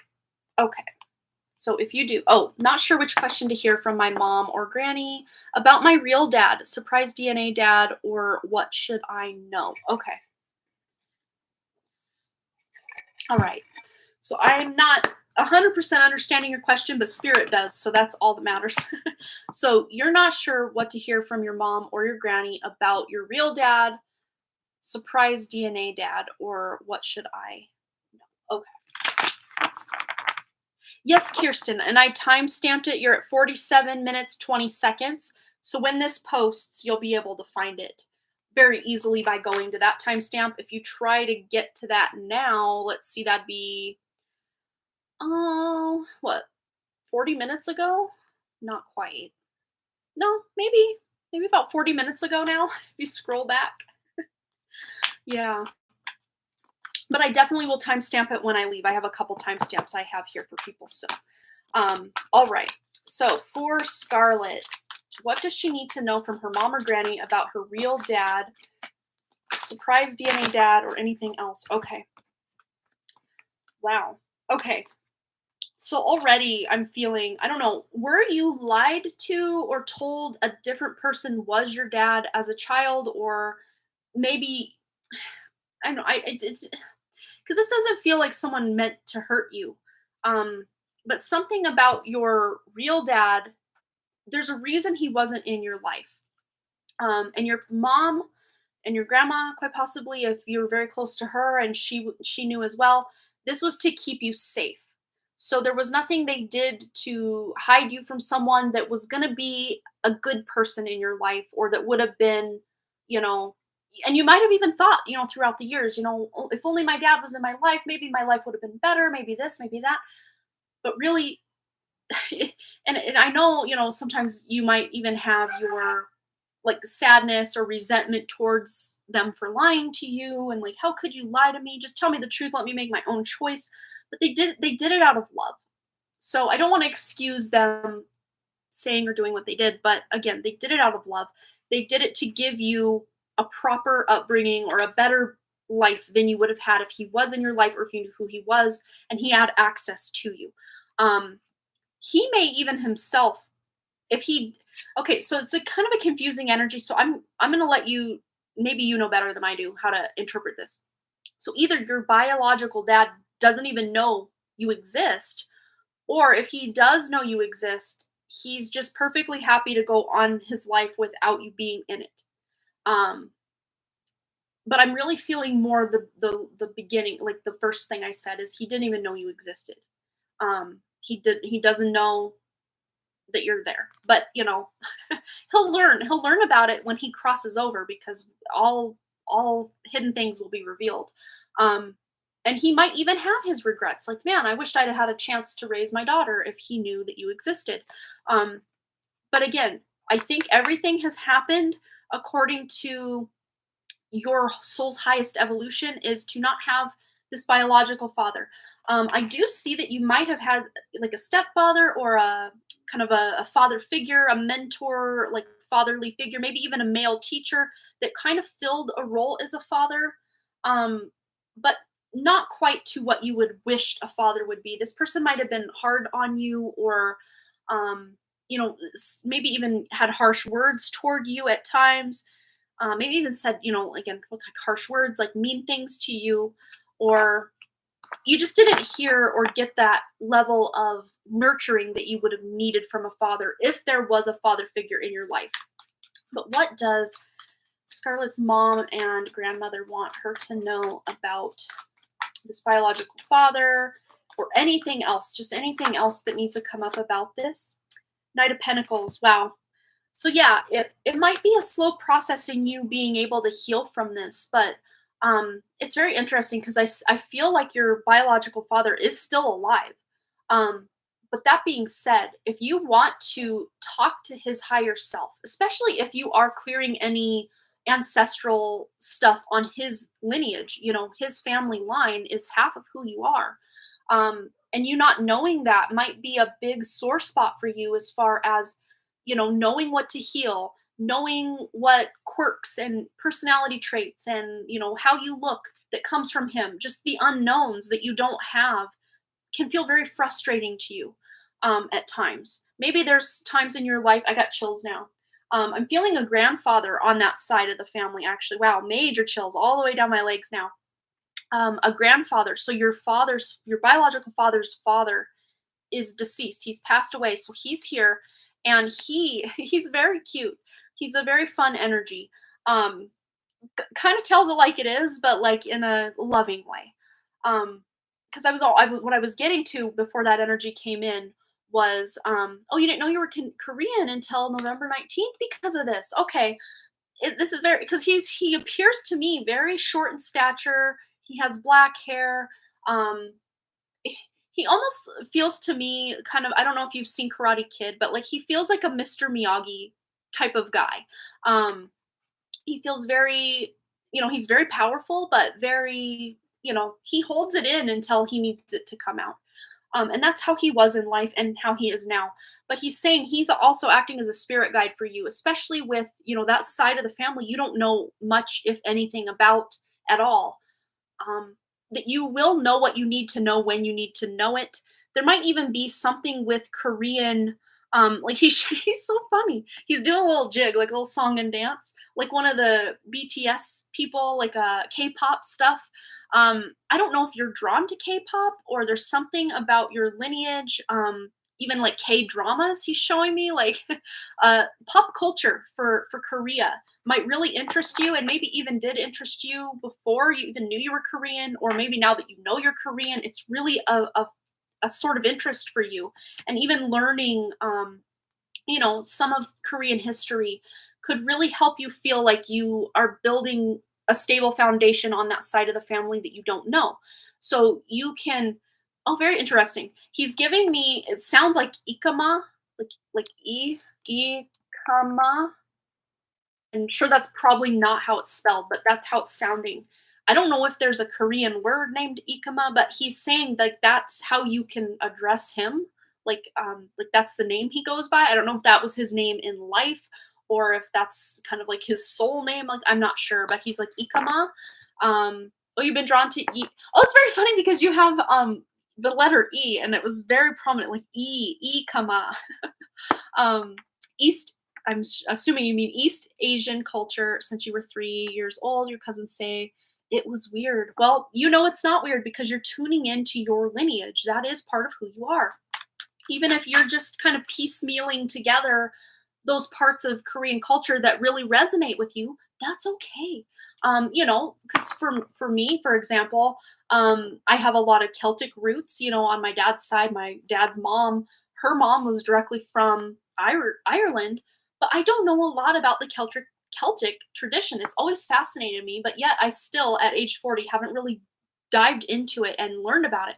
It's kind of on my like bucket list to learn more about where I come from on that side of the family because I know a lot about my more German and English side of my family with my mom's side. Um, but yeah, I need to learn more about my dad's side of the family, which also has German and English. And as far as I definitely know Irish and German for sure, or Prussian if we're being more specific. But I've never had a DNA test or anything, so I don't know exactly. I just know what I know from Ancestry.com, and that's about it. But yeah, you're diving into what resonates with your culture, and of course, when you do crossover, when the time comes, you will learn everything you need to know about that side of the family. But this is about embracing what you do know or what you feel in your heart to be part of your lineage and just accepting that as your truth in this life. Um, it feels to me very supportive. Like Ikama is coming through to support your journey in learning more about your heritage on that side of the family and just what you feel about it. Even if you don't know what region of Korea you come from or your father is from or Ikama comes from, um, just lean into your intuition and that will really help you go where you need to go with what you need to know and when you need to know it. All right. It's very funny. You asked more from your mom and grandma, and then Ikama comes through. Someone you probably didn't even know who he. I mean, I'm sure you assumed you had a paternal grandfather, but you maybe didn't. Yeah. Let's just see anything else Scarlett needs to know. Yeah, and this is so funny. I put this one. I wish I could show you my table, but I put this one on top of this little pad of paper, like this, and then these ones were down on the table. So I separated this one. But this to me is a child energy, and of course the wands are passion and fire. Knowing who you are, you're just now discovering who you are. And as you learn more about Korean culture and pop culture and history, you're going to feel more, I guess, at peace or at home with that portion of who you are. Even though your dad is not in your life, your biological father's not in your life, even though he is alive and probably, as far as we know, doesn't really know about your existence, you can still feel that connection to him by talking to his higher self if you choose to. And of course, Ikama is there. So very interesting. Very interesting reading. I've got to say I'm loving this. I bet he's the one I feel helping me cook Korean food. Yes. Yeah, it's funny because he shows me again Mr. Miyagi. Mr. Miyagi, I think he did some cooking and of course he was into the whole karate and stuff, but I feel like he's got such a peaceful energy. He makes you not feel stressed out when learning to do things, but more at peace. Like, okay, I'll get the hang of this. I'll learn how to cook this dish and do this thing and say these words. I'll learn it without feeling stressed about it. More feeling like calm, cool, and collected about it. So yeah, very cool. Very, very cool. I love the question you asked and how we unpacked it for you. I think that's so cool. Oh, Jamie says that's a lot like her ancestry. Irish one side, German on the other, with some English. Native American though. Oh, that's cool. Yeah, I don't know. As far as Native American, my grandma used to say we had Native American in our ancestry on her side of the family, but I've gone back like 4 to 6 plus generations on both sides of her parents and their parents, and I can't find it. So I don't know. But boy, could my grandma tan. She looked like she was Native American. But I can't find it in her ancestry anywhere. But she said she was. I don't know. I couldn't find it. I couldn't find it. It's very interesting how that is. All right. So that is our last donation that I have. Jamie had mentioned she was going to donate, but I didn't know if you did. Let me know if you did, and we can get into your reading. Oh, you are donating. Okay. So how about if you haven't already, how about I do one more quick free question mosh pit, and then we'll get into Jamie's reading. How's that sound? Okay. So if you're here, free question. If you've already had a question answered, don't worry. You can still put your question in. Spirits, spirits choosing. It doesn't matter if you've already got a reading or not today. Spirit works completely mysterious. So put your question in. Even if you're Brandy Lynn and already got a question answered, still put it in.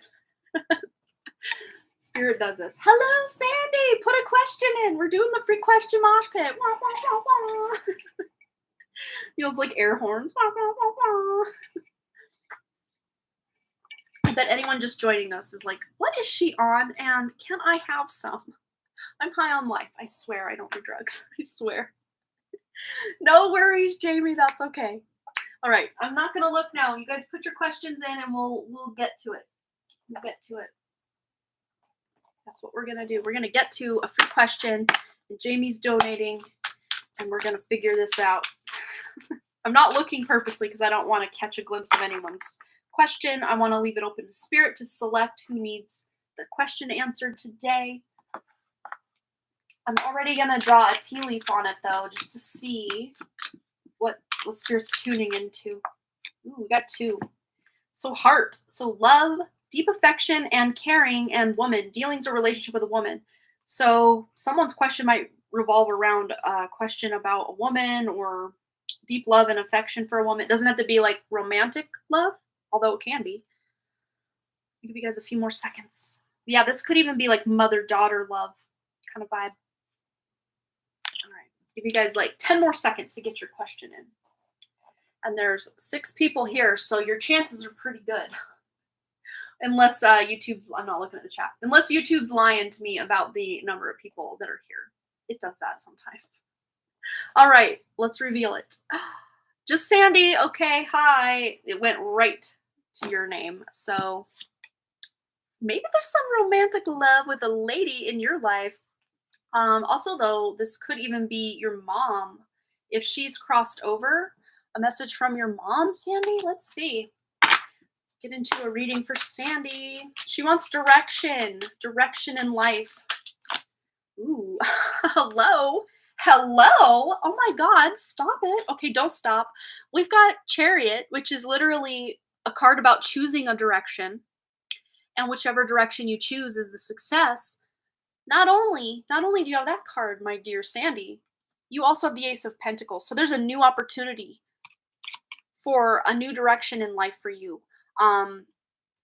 Maybe even a new creative endeavor or a new way of doing your creativity that is going to bring in money in a different way than you've thought of doing it till now.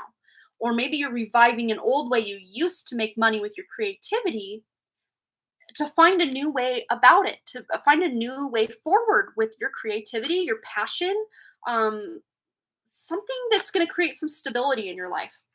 Let's tune in specifically to, so we already know you're going to have to choose a direction here. But whatever you decide, you're going to be successful at it. But let's see what this new opportunity is. What quite possibly could this be? Ooh, wow. Okay. So there may have been some. Oh, Ikame is a very old boy name. Wow. I love that. Yeah, when I spelled it out, he's like, it's not spelled like that. So I already knew that's not the spelling, but that's how it sounded in my head. Ikama or Ikame, like that's how it sounded. I love it. That's so cool. I'm glad you did that homework and let us know. Wow. So we have 5 of coins. So this to me feels, Sandy, that you have been feeling down, have been feeling out, stressed, left out in the cold, maybe not just financially, but maybe by people that you once felt very close to, and now things are different. But this coming out with this is letting you know that these things happened to help clear the energy for something that is elevating for you. You couldn't go to these new heights you're going to with all that old baggage. And I'm not trying to be mean and call certain people or certain connections baggage. It's just, it's no longer a match for who you are and where you're going, if that makes sense. Not to say they're bad people. And to me, it feels like more than one person. And not to say that you can't still be friends or you can't still do whatever, but it's just different. It's not the same as it once was. It's very carefree, lighthearted energy now feels kind of awkward, I guess is the right word. But you're finding through these difficult times you've been through a big wish fulfillment, a big recognition. And I love that this is your question because I always steal your little catchphrase, but I always give you credit. I say, just like my friend just Sandy says, make a wish and then make it happen. So the opportunity of this wish that you have is being presented to you coming up. And I just saw in my mind's eye December. December's coming up. So in December, I got chills. Big chills. Some big opportunities coming up for you in December to be able to take a whole new direction with your life. Again, this does not mean that you're completely changing the way you conduct business and make money, but there's something about the foundation of how you make money that is actually not hasn't been working for you for a while, but you're finding a way to maybe still do what you do, but you're doing it in a different way that's actually going to create abundance for you. So it doesn't mean you have to give up all your dreams and your passions and your creative endeavors. No, but maybe the way you've been going about presenting them to the world or getting them out there is changing. It's like you're refreshing. Maybe you're rebranding yourself or finding new ways to advertise or get the word out about what you do. Maybe there's even a new kind of creative hobby or endeavor that you're bringing into the fold that's going to kind of get successful to kind of take over what you're already doing. Spirit's kind of giving these options rather than saying specifically what it's going to be because you ultimately have to be the one to decide of these different avenues, different directions, what you want to do, Sandy. So, yeah, but it's going to become very clear to you between now and December. I would not rest on your laurels and just be like, well, she said December, so I'm going to wait till December. No, just be on the lookout, eyes peeled, ears open, ear to the ground, nose to the grindstone, whatever, all the weird sayings. Just be alert for this opportunity because it can be presented in a very surprising way, in a very surprising place that's just not at all on your radar. And you never know when an epiphany or a great idea is going to strike. You just never know where you're going to be, what you're going to be thinking about, who you're going to be with. So just be alert for even if you initially it feels like a very far-fetched or, well, that'll never work. Write it down anyway. Literally just keep a little thing that says possible ideas and just any random one-off idea that comes to you, just start writing it down, writing it down, writing it down. Because something's going to stick and a big epiphany is going to come out of something that you're going to then look back on maybe past ideas, past thoughts that you're like, I almost had it when I thought that, but I just didn't have this extra piece of the puzzle. So there's a new piece of the puzzle coming in. I want to get you a word of advice to bridge the gap between this kind of feeling of being left out and maybe financially a little unstable to getting you where you want to be. Word of advice. Moving through discomfort. Yes, it feels very uncomfortable. Literally, this Five of Pentacles is feeling left out in the cold. I mean, the sanctuary is right here, yet this mother and child are left out in the cold, in snow and cold. But all these people need to do is stand up, walk around the corner, go into the door, and they will be okay. But yes, the discomfort of change or of things falling apart or things not working out the way we wished, and no matter how much energy, love, effort, attention we're putting into something, it's almost like instead of us nurturing it and helping it, it's like we're squashing it away. They're showing me very interesting, almost like Lenny in Of Mice and Men, when he didn't know his own strength and he accidentally killed Was it a kid or 2 kids? I can't remember. Or was it a mouse? I don't remember. It's been a long time. But Lenny accidentally killed something because he didn't know his own strength. He thought he was doing right by these animals or people, whoever it was. I think it might have been kids. I can't remember. Uh, but he was almost just smothering it because he was giving it too much love, too much. Sometimes we need a break even from the things we feel we should do. And it's very interesting because the same energy's been going on over at my channel, The Done Creative. I have less viewers now at 22,500 subscribers than I had when I had 300 subscribers. I can't wrap my head around that. Like, how is that even possible? It's not, it shouldn't be possible, but it's happening in my channel right now. So, yes, you might be feeling very frustrated. Like, the more I do this, the more I do that, it's just not happening. I don't know. But yeah, this is you moving through this discomfort. So between now and December, you're moving through this discomfort, Sandy. And it says, today I will face discomfort, trusting that feelings of healing and release. And of course, what I've been saying about the word release, we're taking that out of our vocabulary. Because when we something, it means again. Means again, and lease means sign a contract. Well, you don't want to sign a contract on something we're trying to release. So we're saying let go instead of release, or another word was, I think, alchemize, transmute. So instead of saying I release my lack mentality, that basically means you're signing up for more lack mentality or whatever it is. But so what it says here, so I let go. Oh wait, I'm going to shut up and read it because I'm now confusing myself. Okay. Today, I will face discomfort, trusting that feelings of healing and letting go are on the other side. Help me, God, to feel whatever I need to feel to be whole and healthy. While I'm doing this, I will trust that I'm cared for and protected by myself, my friends, my higher power, and the universe. Which, yes, Sandy, one of my really other good friends is named Cindy, so that is actually a compliment to you. Sandy, the fact that Spirit grabbed your question out of the hat here, this just already lets you know they do have your back. They are on your side. They are looking out for you. They are protecting you, guiding you, loving you every step of the way, even though it feels like at times we're completely abandoned. Where did my spirit team go? I'm alone. We're never alone. But yes, it can sometimes feel that way. That's for sure. So hang in there, Sandy. Between now and December, there's a big shift coming for you where things don't feel so heavy and just blah and not great. Things are shifting for the better in a big way. And I don't think it's all going to happen at once. But there is this shift that you're going to know a noticeable or feel a noticeable difference between now and December. And it's just all downhill in a good way from here. So actually go back if you missed it and watch the collective reading at the beginning, because we talked about that energy of it's all downhill from here. But like in the roller coaster analogy I use there, it's amazing. It's amazing. Downhill in a good way. So check that out if you didn't get there, if you didn't see that. If you feel so inclined, if you don't feel connected to it, don't worry about it. But yeah, there might be more messages in that for you. All right, so up next, I think Jamie Lynn had donated. So Jamie Lynn, let us know you're here. Let us know you're here. Or sorry, Jamie Lynn.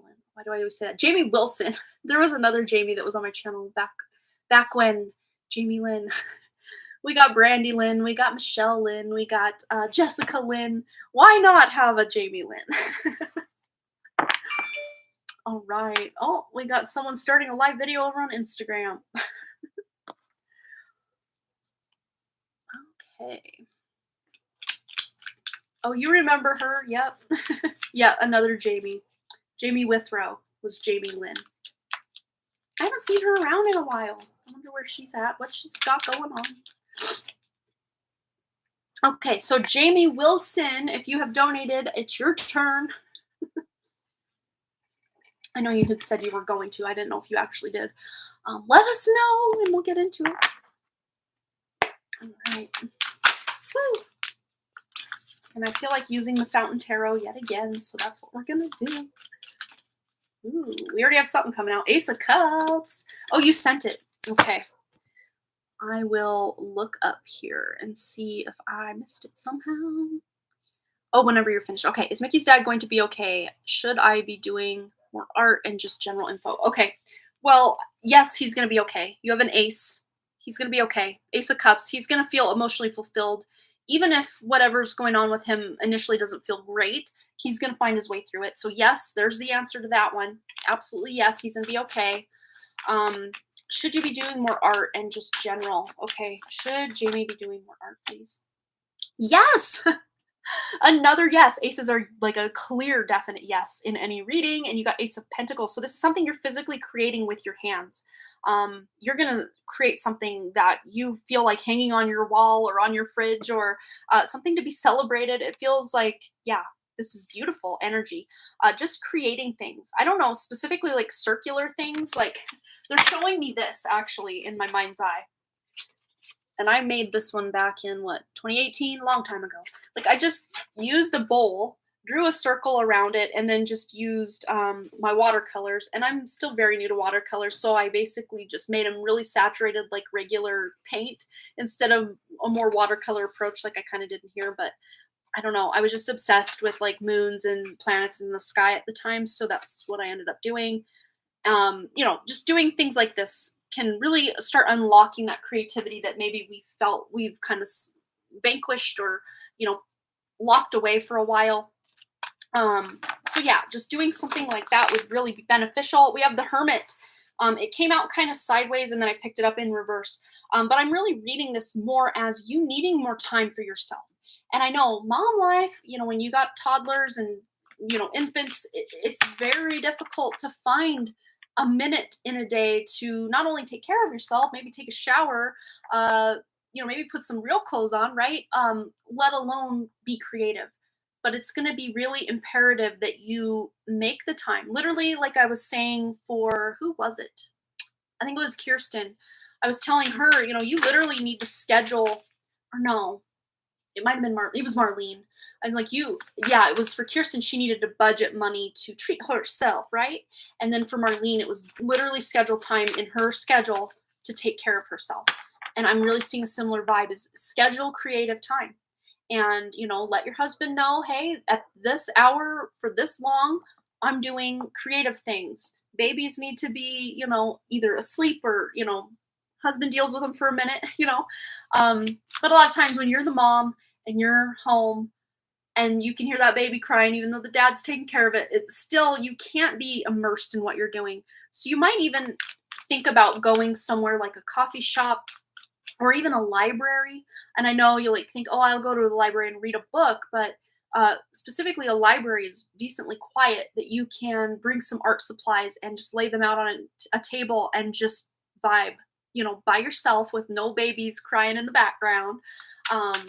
And knowing that they're taken care of by their dad without them being in your immediate environment is a huge word of advice. Literally go somewhere to work on your stuff that's not home, because it's like the walls are closing in when you're at home trying to access your creativity. It's almost like, what's the point? What's the point? I'm dealing with these cereal dishes over here as I'm trying to draw something. It's just not going to happen. Like, I totally get it. It's not my idea. That's Spirit's idea coming in hot. So any other words of advice for Jamie, please, on this or anything else? King of Wands. Yes, this is you literally taking control of your own creative ability, and even putting out into the universe saying, I'm ready to get back on my creative journey. Please send me some really nice inspirational ideas for things I can make, things I can create, things I can do. And Spirit will not disappoint you in that. They will actually really come through and bring you some cool ideas. And much like I was saying to Sandy, you get an idea, even if it sounds frivolous or I could never make that, write it down. Just make a little list of things I want to make, things I want to craft, things I want to draw, paint, create, whatever your medium, or multiple mediums if you are skilled in multiple things. I see you maybe even skilled at like sculpting, like clay, pottery, even the little, like, I don't know what those little cubes of clay that you can get like at Michael's or Joanne Fabrics. At least in my town, those are the two big craft stores. Polymer clay, is that what it's called? Yeah, like making little animals or little, fun little things that you can create and then have on your desk. Oh, there you go. You have a million. Yeah. Something like that. Even if you just took a couple lumps of that clay down to the library or a coffee shop and sat there. I mean, heck, you might make some friends. They're like, wow, what are you making there? That's so cute. And you just never know what's going to happen. But I just see you being able to thrive better it's almost like you can tune better into that hermit energy in a public place than you can at home. But I would say a more quiet public place, probably at the mall. Food court probably isn't a quiet enough place, but like, a library, maybe even a bookstore, coffee shop, they tend to be on the quieter side of things. Restaurants can be a little noisier than coffee shops, but libraries probably your very best bet for like zoomed focus. Yeah. And there's even like at my library, there's even different rooms you can sign up to occupy for certain amount of time. Like for my writing group, we just put in that we would like to meet at this time, what rooms are available, and you know, and just sign up for a room that you can even go in a room and close a door. I don't know if your library has things like that, but our old library had a conference room and then a big boardroom, and now our new library has like I think 30 different rooms you can rent, check out. You're not paying for it, but you got to sign up in advance. Yeah, yeah. Oh, you're in. Is that St. Louis? I think that's what that is. And you need books. Well, there. Kill two birds. I hate that expression. Kill two birds with one stone. Go to library, get some books for the kid, get some books for you if you feel so inclined. Maybe even looking up some creative and art books. That could be fun. Some creative art books. You can look at them, get inspired, write your ideas down in your notebook, bring some stuff to work on, whether you work on it or just look at some books. I mean, and this could even be like a weekly or monthly date that you make with yourself to make sure you're, giving that part of yourself its due time in the spotlight. Because, and I know from experience, my kids are now 11 and 7, almost 8. He's almost 8. Oh, my baby. But when my kids were like 3.5 and a newborn, it was very hard for me to even think about getting dressed to go to the library to maybe possibly work on something for myself. Like I would have laughed in your face. But this is us moms needing to look out for each other and actually schedule these things and know that they are such a big part of basically our self-care routine, is being able to tap into our own creativity and who we are as a person without being someone's wife or mom or whatever. We need to be individual people too. So that could really help you and benefit you. Even if it's just an hour, 2 hours, once a month, that's better than nothing. Yeah, absolutely. Well, I hope that resonated, Jamie. Yeah, Spirit definitely wants you. And then look on the back of the deck. We're starting where we left off, or we're leaving off where we started. Another Ace of Cups. This will be so emotionally fulfilling for you. Big yes from Spirit. Yes, do it. All right, you guys. Let's do one more quick free question mosh pit. So if you are here, whether you've had your question answered already or not, post your question in the comment and we will get to your question. Spirit will select one of your questions. I'm not in the process at all. I literally just look at the chat when the time is right. I'm not looking now. I look at the chat when the time is right and I zoom or hone right in on the question that Spirit wants. So my brain doesn't get involved. I don't read questions. I don't select them myself. Spirit selects them. So don't get mad at me if you're not selected. Get mad at Spirit. But I always find Spirit selects the right person. And I'm not looking because I don't want to see the chat, but Spirit always finds the person that needs the question answered, or maybe it's a specific question they're asking that they just need that answer right then. So that's how that works. Okay, I'll give you guys about 10 more seconds. It says there's only 4 people here, so maybe we don't need all day. I don't know. All right.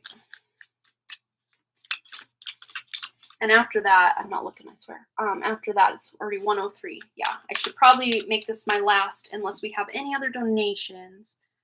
Yeah, this will probably be my last reading, all right? Oh my gosh, you guys, I had fun today. We made it 2 hours. Look at us go. Okay. Amber, it's right on your name. There you are. Okay, something about the near future, about tomorrow's party and solar eclipse. Some advice. What's upcoming or coming up? Okay. Ooh. So bouquet, compliments from an admirer. So this was specifically about tomorrow's party. You're maybe getting compliments on your decorations or how you planned the party, how you got the party together. Yeah, you're getting some compliments about that. Have fun at your lunch, Jamie. Have a good one. Yeah, solar eclipse is happening on October 25th. We have a solar eclipse roughly every 6 months. So it's not a rare event, but yeah, they happen every 6 months or so. Let's see. Something about the near future. So that was kind of the advice, or that was about tomorrow's party. You're gonna get some compliments. What does Amber need to know about the near future and the solar eclipse as well? Ooh, these three want to come out. Ooh, we have crown. Honor and respect will come to you from a woman. Dealings or relationship with a woman. We also have love and pin. New job, career. You might actually at your party, or maybe even they're kind of no like pointing more toward eclipse time. So between the party and eclipse time, you might be hearing from someone you know who's a woman about a new job or a career opportunity. And it's something you're going to love. And you feel so honored and respected being involved in whatever this is. So wow, Spirit's really bringing some amazing stuff forward. So I would say, all of you, not just the ones I've done readings for and said this to, but everyone watching right now or listening in, please be on the lookout for opportunities, because they're banging down our doors right now. So be on the lookout. Even if an idea seems far-fetched, or oh, that'll never happen to me, don't discount, don't block your blessings by just thinking, oh yeah, it'll never happen. Get the word out to Spirit, or Spirit's trying to get the word out to you that hey, there are opportunities, and you get the word out to Spirit that I'm ready for these opportunities. And then listen, take heed, write them down, take action on whatever these opportunities are, for all of you, but also for Amber. Ooh, yes, the Emperor, literally taking charge by taking action on these opportunities. And this is a card about creating your own stability and abundance. And literally, crown, hello, yes, Emperor vibes. And also, like, he's in his throne here, so it's like pin. So it's on a cushion, and it's almost like those little, I don't know what you would call them, like pages, those boys that would bring like the crown on a pillow to the king or queen. Like someone's offering you something. This woman might even be younger than you, but she's bringing this, or maybe it's something this woman is saying, and it's not her actually bringing the opportunity, but she's saying something that kind of sparks something for you, Amber. There's a lot of this going on in the collective right now, where we're being inspired by even just catching, whatever your consciousness goes, literally get in your car, turn the radio on, and just listen, because there's a message in that for you. No matter what it says, you would just be completely blown away by allowing the universe to speak to you in these random ways like this. We also, oh my gosh, stop it. We also have the Hierophant coming out. So you really are in charge of your own destiny, specifically surrounding your career and your sense of purpose in this life. So you are, oh, and it's funny too, because I had these like laying down and I didn't see them, but I was talking about the page or the boy that would bring the crown on the pillow. It's almost like these people are bowing at the feet of this person. They just brought her crown, and now they're bowing down. Like that's how you're being seen, as some sort of royalty, or someone worth the honor and prestige of who you are. Is a friend asking me to join a group of healers? Oh, it could be. There might even be more than one opportunity, because we got the Two of Pentacles here. Let's just see if this is a friend asking Amber to join a group of healers. I don't know that that's exactly it. Not to say that won't happen, but I don't think that this is the exact opportunity that Spirit's presenting right now. But they're already saying there's more than one opportunity. So that could be one of them, but it's not the big one they're really highlighting as the big jewel in this crown here. The crown jewel, so to speak. Wow. Very interesting. This to me feels like, your ship's coming in. And as I said crown jewel, the reason I kind of stopped, because it's like, didn't England call India the crown jewel of England or something like that? Like they came in, completely took over, basically enslaved a whole group of people, and just took all the glory. Well, you're somehow being karmically paid back for that energetically by giving you a hand up, or like a leg up. It's not a hand out. It's like a leg up. Yeah, wow. I have chills now. But something that was seemingly taken from you or your ancestors in the past is going to be energetically returned to you by way of opportunity and a fulfilling sense of purpose and being able to create stability and income for your future. And it's not just one thing. It might be three different opportunities and different ways that these past karmas are coming in. Wow. I don't think I've ever gotten a message quite like that. Wow. All right, what else does Amber need to know about these eclipse, specifically the eclipse? Yeah, it's really bringing out that inner child. Wow.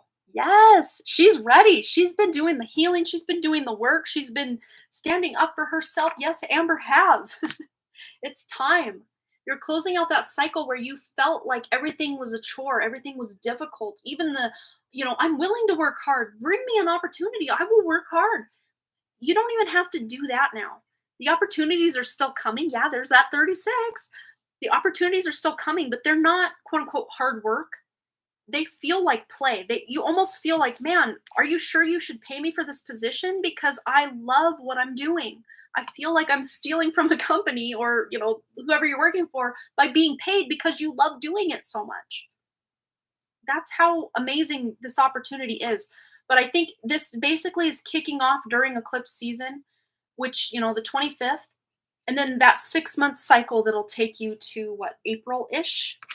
I think April, maybe May, somewhere in there's the next eclipse cycle. Yeah, between now and then, you really are rising in ranks as far as how people view you, the respect that comes to you, not just from women. I know women were kind of really present in your reading, but maybe even the respect your husband gives you because you're bringing in an income. And it almost like to him, income equals respect, which, really it shouldn't be that way because as a mother, you do so much that deserves respect and equal respect for, him going to work and bringing in all this.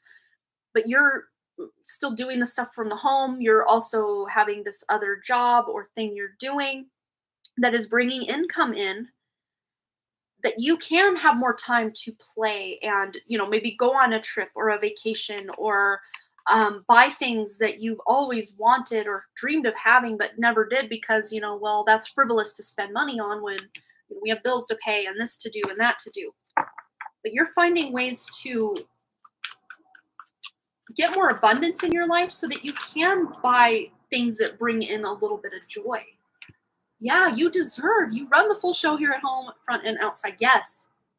And there also is like a soulmate energy coming in. Again, this feels like a female soul sister energy coming in. And this might even be someone you don't know yet, but it could be someone you already know, but you're just shifting the way you see them. You see them in a higher light. I don't know. Something about the way you see this person that I don't know. It feels very healing. I'm getting more the vibe you don't know this person yet, but you're meeting this person over the next 6 months, either online, in person. Spirit's not being clear about how you're meeting them. It's a female. And if this is someone you already know, it's like you're meeting them in person. So it could be someone you met online and now you're finally getting to see them in person. Very cool. Wow. A lot of random messages at the end there though, but I think this energy for you, Amber, is building to something. And this really is kind of just passing that torch from that collective reading we did at the beginning. I could feel your energy all over this and that the collective reading, and then the collective reading's energy all over your reading just now. So you might even have to go back and watch the collective reading and then timestamp forward to this reading.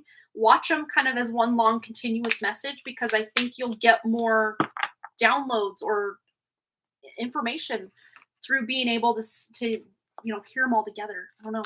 Yeah, that could be. I mean, that very well could be. You never know. My door is always open. I know. I would love to have like a gathering or a get together and just like meet everybody somewhere. I live near Glacier National Park, not like right at its doorstep, but like within a couple hours of there. Yeah. I think it would be fun to have a meetup at somewhere like that, or even the Montana Vortex. It's a very spiritual place. Big, big, big vortex, and lots of little vortexes as well. And it's right near Glacier. It's like 10 minutes away from Glacier National Park entrance, the Montana Vortex. So it's all right in this close area. I'm going to pick up the cards I dropped. All right, you guys, I am ready for some lunch. I am hungry, hungry hippo. And I got to go pick my kids up here. I got to leave here in about an hour.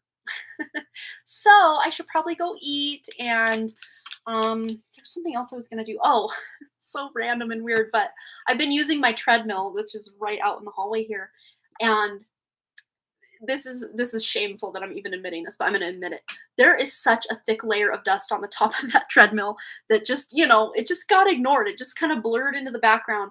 That it's been on my to-do list for 2 weeks now. I'm going to dust off the treadmill. So I literally I've been using it. I just need to dust it off because, oh my gosh, man, I'm embarrassed even admitting that, but there you go.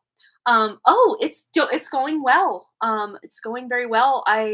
I'm still the same weight, but the weight really wasn't what I was doing. But I have lost like 6 inches on my body in the last 3 weeks. So I'm like, whoa, okay. And I just have more energy. I've only had one headache that kind of went over 2 days period of time, but it didn't develop into a migraine. And I can tell the way the headache feels. Usually, more often than not, I can tell, is this going to develop into a migraine or is it just going to kind of stay headache? And it felt initially both days like this is definitely going to be a migraine. I already know the way it feels, but it never became one. So I think what I'm doing has helped. And I'm just walking. Basically, my goal every day is about 10,000 steps a day. But like, let's see what I got yesterday. And I don't always have my phone on me. So it's not capturing every step, but your phone, I think every smartphone, but like, let's see.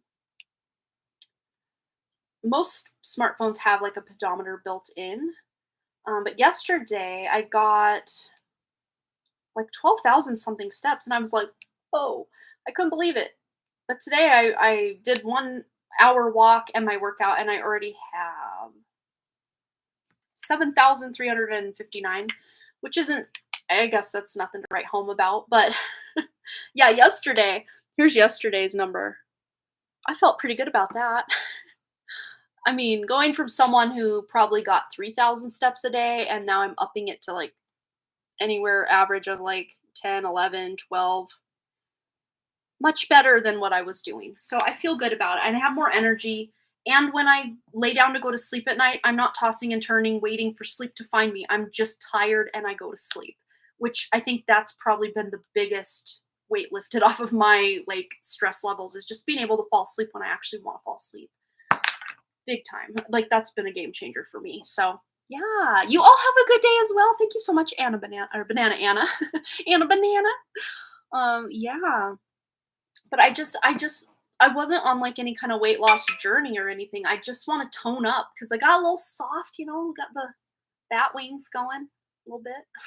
So let's tone it up a bit, man. Not that there's anything wrong with bat wings. I think bats are totally cute, but I just don't want to have bat wings myself. Not saying those people that do have bat wings, there's anything wrong with it. I think it's cool, but I just didn't want that for myself. I don't know. You know what I'm saying? Still get sore if I exceed 10,000, so shoot for 7. So that sounds good to me. Yeah. And I don't wear any kind of watch, and I don't like to even carry my phone around, but I will put the phone in my pocket if I'm trying to track steps. I know already energetically, like an Apple Watch or smartwatch would really mess with my like bioenergetic field. I don't know, like that's just what anytime I think about it, I just get a big X. Like don't even think about it. Not saying that's wrong for other people. I just know it's not right for me. Yeah, Batwing Club, unite. It happens, and there's nothing shameful about it. I wear a lot of shirts like this, and because, again, I'm spilling too much tea. I should probably go before you guys know all my embarrassing secrets and moments. But specifically when I channel messages from spirit, or if I'm in public and there's a lot of energy coming into my field, like, going down to the school and waiting and there's a bunch of people around, or going to Walmart, I just start pouring buckets of sweat. And yes, I need to shave. So we're really being shameful here today. But remember, part of our message was, rejecting, releasing shame, but our new words for rejecting and releasing, letting go of shame. Mom pits don't care, whatever, but I just sweat buckets from my armpits, and I've had this issue since I was, like, puberty time. So, I like to wear shirts like this so it doesn't show, or I wear a lot of black t-shirts or, shirts that don't have everything going on right up into the armpit. Yeah, you guys are gonna unsubscribe now, I'm sure. Amanda's a weirdo. No, but I just keep it real over here. I mean, what's the why hide being human? You know what I mean? I don't care. Oh, and I have something else I'm being reminded I need to work on too. So, and it's part of my super secret Monday, whatever you call it, Monday reveal, Monday bombshell, Monday announcement. But also, there's a pick a card. So yay! Aw, thank you, Jamie. I appreciate that. You're beautiful as well, my dear. Although I only ever see you upside down, but even still, you're beautiful. Yeah. Brandy Lynn came right back in to hear a little more teasers about that. All right. Well, since there's only 6 of you here, promise not to tell anybody. Promise. I'll tell you right now. You ready? Wait, let's just see if anyone's ready to hear this. Because no random person just coming in and watching this is going to watch this whole live stream to find this out. So if you're here and you're listening, I guess you were meant to hear that the Done Creative is no longer the Done Creative. I mean, it's still the Done Creative, and I'm going to still upload my intuition exercises or tests over there, but I have created a new Pick a Card channel. From now on, all my pick a cards will be on a brand new channel, starting back from scratch. 0 subscribers, 0 videos, 0 watch time, 0 monetization, 0 community tab. We're just starting fresh. So there, I've spilled the tea. But to find out what the new channel is called, you will just have to find out. It's over on Patreon, but you will find out on Monday. Okay? Yes, you've got your listening ears on. Yeah, so new channel, new vibe, new tribe, maybe some of the old tribe. But yeah, and the reason I did this is because my Done Creative channel is shadow banned. Like, I get maybe 1 to 2% of my actual subscribers coming in, and most YouTubers actually have a really high not subscribed watch rate, but my not subscribed watch rate is like 22%. And 88% of my viewers are subscribers. And I'm only reaching 1 to 2% of my subscribers. Yeah, who's going to be subscriber number 1? Wouldn't that be interesting? It's going to be a race to see who gets to be the first subscriber. Too funny. It'll probably be my mom. No. And I'm really excited about it. And I haven't even created the channel yet because I'm creating it on Monday, because I wanted that channel to have a very specific birthday and birth chart. You know me and my astrology. It's going to have to work. And I even named the channel with the moon and sun / also ascendant. Sun and ascendant are conjunct in this chart. Nakshatras, to really give it that promise of the birth chart, which, if you want to name your child as aptly as possible to give them the promise of the best things of their birth chart, name them after their moon nakshatra sound, the pada of the sound of their moon nakshatra. Mine should be Ko. So my name should have been Ko, like Korra or Koala. I don't know. That's not someone's name. What is a name that sounds Ko? I don't know. Korra is the only name I can think of off the top of my head. Oh, you're planning your comic premiere the same way ish. That's cool. Yes. But I'll give you guys a hint, those of you detectives out there. So it is, that's how Kashfi was named. See? Yeah. And it really does help. It does help a lot. Yeah, astrology for the win. Yeah, a lot of people in India will do that. They will name their children after the moon nakshatra. So their children aren't even named until they're born, because you don't know the moon nakshatra until the kid is born. You might have a general idea, but not down to the exact pada that they are born in. But yes, it is Gemini moon for the chart, and the moon nakshatra is Purnavasu, and it is the 3rd pada. So pada 3. So the sound for that you can go look up. And then the sun and ascendant nakshatra is Chitra nakshatra, and it is the 2nd nakshatra of that sound. So that sound for nakshatra of Purnavasu Pada 3, Chitra Pada 2 sounds. It's blah, blah, blah. It's 3 words. The last word is an easy one for you to guess for what I'm doing.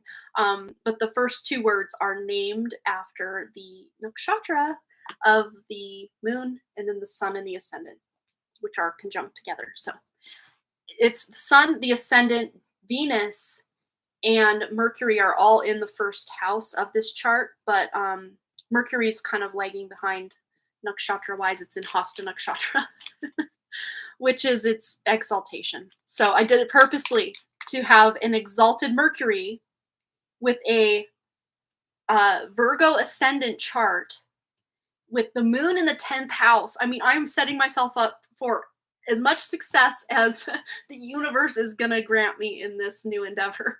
So if things don't work out, I guess I just will know it's not meant to be. Yeah. Oh, I didn't watch as many pick a cards as I used to, and I'm more interested in specific communication, like how to be a medium and stuff. And see, I'm thinking of incorporating things like that. But again, I don't want to split my niche too much like I did because I got a whole bunch of subscribers coming in for the intuitive tests and then a bunch coming in for the pick a cards. So I don't want to split my niche so much, but at the same time, I also want to teach and empower people things. But what I might do is just really incorporate a lot of that over on Patreon because I'm really wanting to switch up my Patreon if I do need to or want to continue it. And I've just been loving coming back to Patreon. And I don't want to do it the same way I did back, when I started it in last April. Because I loved it. We had a lot of good stuff, but I want to get more into teaching people tools so that they can do things themselves. I don't want anyone to ever be reliant on me to do anything or feel they need to come to me for any kind of answer. I want to teach people how to get the answer themselves. You know, not great job security for what I do, but that's what I would love to do. Yeah, I would love that. I definitely want to at least have a series on that new channel where I can do, um, you know, do some teaching and a lot of stuff diving into these topics that I think we can all benefit from. Yeah, pick a card doesn't resonate with me anymore like it did because I am stressed. Yeah, it could be because I go through ebbs and flows with pick a cards myself that I will watch like 4 in one day and then I'll go like weeks without watching one and then I won't watch them for just a while and then I'll come back and there will be one that I watch that it really resonates with me and I'm just like, wow, this is blowing my mind right now. And then yeah, meditations and well, I have plans. I'm going to do meditations. I already have a script for that cord removal meditation. It's ready and raring to go. I just need to record it. And also I want to do subliminal messaging underlays so that we can reprogram our subconscious mind to more beneficial programs like I'm worthy and I'm healthy and just really positive things to reprogram. And I'm even working on a subliminal right now that's going to help reverse like medical intervention damage. People that have had surgeries or medical procedures or these thingies, like chemo, um, even like fluoride, like the stuff they use at the dentist and stuff can sometimes have negative effects on the body and the energy. So these subliminals will help clear that out. So yeah, I don't have like everything planned I want to do, but I'm getting like all these epiphanies and downloads, like it's just pouring in and I'm writing them down, just like I'm telling all you guys to do because the ideas, the abundance that is right for the taking right now is huge. So be prepared to take what is yours, what should be yours. These amazing ideas and inspirations. And you can make your own subliminals. You don't have to wait for me to do it. And make them exactly customized to what you want. And you can record them. And basically what you can do is select, I would even say above like binaural beats, which go to like, I don't know, 432 hertz, 960, whatever hertz, but use nature sounds like birds chirping is like 10,000 hertz. Whales, sonar, what else? What else? Crickets chirping. I mean, the hertz vibrations of these are much higher even than binaural beats.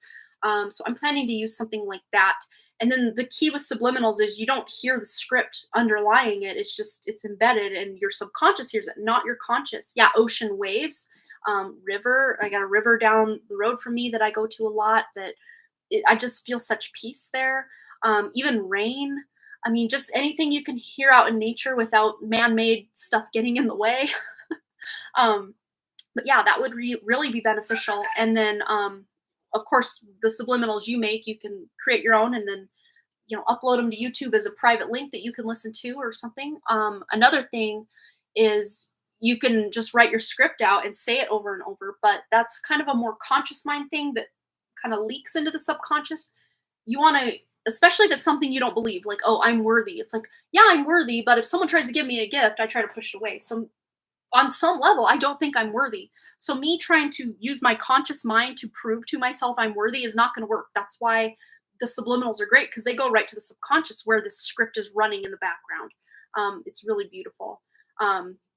So yeah, that's why subliminals are great. Of course, subliminals can be the opposite of great. Like there's a lot of subliminals in like advertising, in movies, in TV shows that will try to get us to buy things or do things that are not very healthy for us. You never know what's got a subliminal message within it, but you can probably even write yourself a subliminal message that says, I'm no longer susceptible to subliminal messages that are not for my highest good. I mean, you could completely trump all of this crap in this matrix system and really write yourself into something much better. And that's kind of my plan with subliminals, is to offer a wide variety of subliminals, and then maybe even custom create subliminals to you and what you want. I might just have a meeting with you and you tell me like what you would want your subliminals to be, and then I could write them up and you could approve them, and then I'd record them. Or if you already had them written out, I could record them and send it to you. I don't know. But I figure if you already have them written out, you could probably record them yourself. So I don't know. Tarot definitely bad. A moment in 2019, 2020 kind of looks to me like it's dying down. Astrology is kind of how now, but can see meditation stuff getting more popular pretty soon. Yeah. And it's just about, everything became trendy and then it dies out. It's very interesting how that is. But yeah, I don't know. I just wanted to change from all of the frustration I've been having over on my other channel. I figured, well, let me just detonate my own tower and create something completely new. So that's what we're going to try for and see what happens. See what sticks, see what I can create over there. And it probably isn't going to be 100% pick a card. It's probably going to be, teaching videos that, not that I think I have any better knowledge than anyone else, but just, what's worked for me. And if it works for you and resonates for you, great. If not, you leave it behind, just like in the pick a card readings, right? But yeah, absolutely. Well, I've spilled the beans, so you guys know. At least you don't know what it's called yet or what the branding looks like. Patreon has already seen my new logo, and I even showed you guys that was a mock-up of my logo. My new animation, I'm excited about the new intro. Excited. And the color scheme is totally my vibe right now. Darker colors. Not to say dark equals evil, but dark equals more internal, more feminine. Dark is more feminine energy, where we think, those dark masculine colors. Actually, it's the opposite. Which, everything is so upside down, inside out, and inverted on this plane. It's crazy. But yeah, it's beautiful, darker tones, jewel tony type colors, and then one big pop of bright color. So yeah, I'm excited for it. So Monday is the day. So I won't see you guys live again until after it is up. So you'll have to let me know on Wednesday what you think of everything, or you can even just leave a comment on the new, because I'll spill a little more tea over here. I don't even think I told Patreon this. So if you're here, you're worthy. You're worthy. I'm doing a collaboration between the Done Creative and, I almost said it, the new channel. So the Done Creative is going to be focusing on what is ending in your life, how fitting of a last pick a card for the Done Creative. And then the new channel is going to be picking up what new beginnings are coming into your life, new opportunities. So it's going to be a collab video between my old channel, my new channel. I'm excited. So we'll see. We'll just breathe some life into something somewhere and hope something sticks. That's what we're going to do. Oh, I did say that on Patreon. Okay, I couldn't remember if I did or not. All right. Yay. So you guys and Patreon know. So I've told some people. So just don't go shout it from any rooftops. Not that I'm popular enough for there to be any rooftops to shout from, but yeah. I told you you were about to say the name. Yeah, yeah. Almost did it. I'm all yeah, I'm excited. So hopefully you guys will be just as excited for what's coming as I am. I think I just needed this breath of life put back into what I do from day to day. And I just needed it. I just needed it. And I'm sure hopefully it will benefit you guys in some way because I've needed a change for a while. And I think some of you guys have just been blah on a lot of stuff that's been going on YouTube anyway. It's just kind of same old, same old. I want some new energy. All right, you guys, I finally really am going to shut up this time. So, you guys have a wonderful rest of your day. And thanks for joining me. Thanks again so much for all your likes, comments, shares, subscribes, and all the things. And I really truly do hope to see you right back here at the Done Creative Live. But it's not going to be called that for much longer because another thing I'm spilling the tea on, I'm going to change it to the new channel name, live, after everything's established over there, most likely. I'm about 95% that's what I'm doing. So it'll be called da da da da da live instead of the Done Creative Live. Yeah. We're really leaving the Done Creative in the dust. That's what we're doing over here. Yeah. Well, if you missed the announcement, Linda, but you're here now, you can kind of scrub back just a bit, catch that announcement, and be all excited about it. Yeah. And I've told no one else except Patreon. So you guys are very privy to that. Only privy ones to that knowledge, besides my husband and my mom and my kids. No one else knows. All right, you guys, I really am leaving now. Okay. End stream, Amanda. Just do it. Okay, have a beautiful weekend, everybody. I love you. I just want to hang out with you forever, as you know. All right, bye.